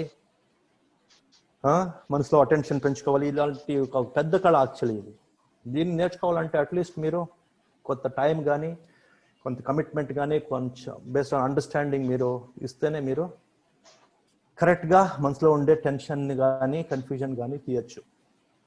మీరు డ్రగ్స్ వేసుకొని, మెడిసిన్స్ వేసుకొని అదొక స్లీపింగ్ టాబ్లెట్ మాదిరి, లేదా ఒక ఇంటాక్సికెంట్ మాదిరి, కొద్దిగా కొంచెం మనసుని కొంచెం ఎగ్జైట్ స్టేట్లో పెట్టి లేదా డల్ చేసి, రెండు చేస్తాయి ఈ డ్రగ్స్, ఈ మెడిసిన్స్. మనసుని ఎగ్జైట్ చేసి కొంచెం డైవర్ట్ చేస్తుంది ఆ ఒక నొప్పి నుంచి, లేదా డల్ చేసి నిద్ర చక్కటి చేస్తుంది. అయితే మనసుకి ఆ ఒక దుఃఖానికి కారణం ఏముంది, ఆ టెన్షన్ ఏముంది, దాన్ని తీసే పని ఈ డ్రగ్స్ చేయదన్నమాట. ఆ తీసే పని ధ్యానమే చేస్తుంది.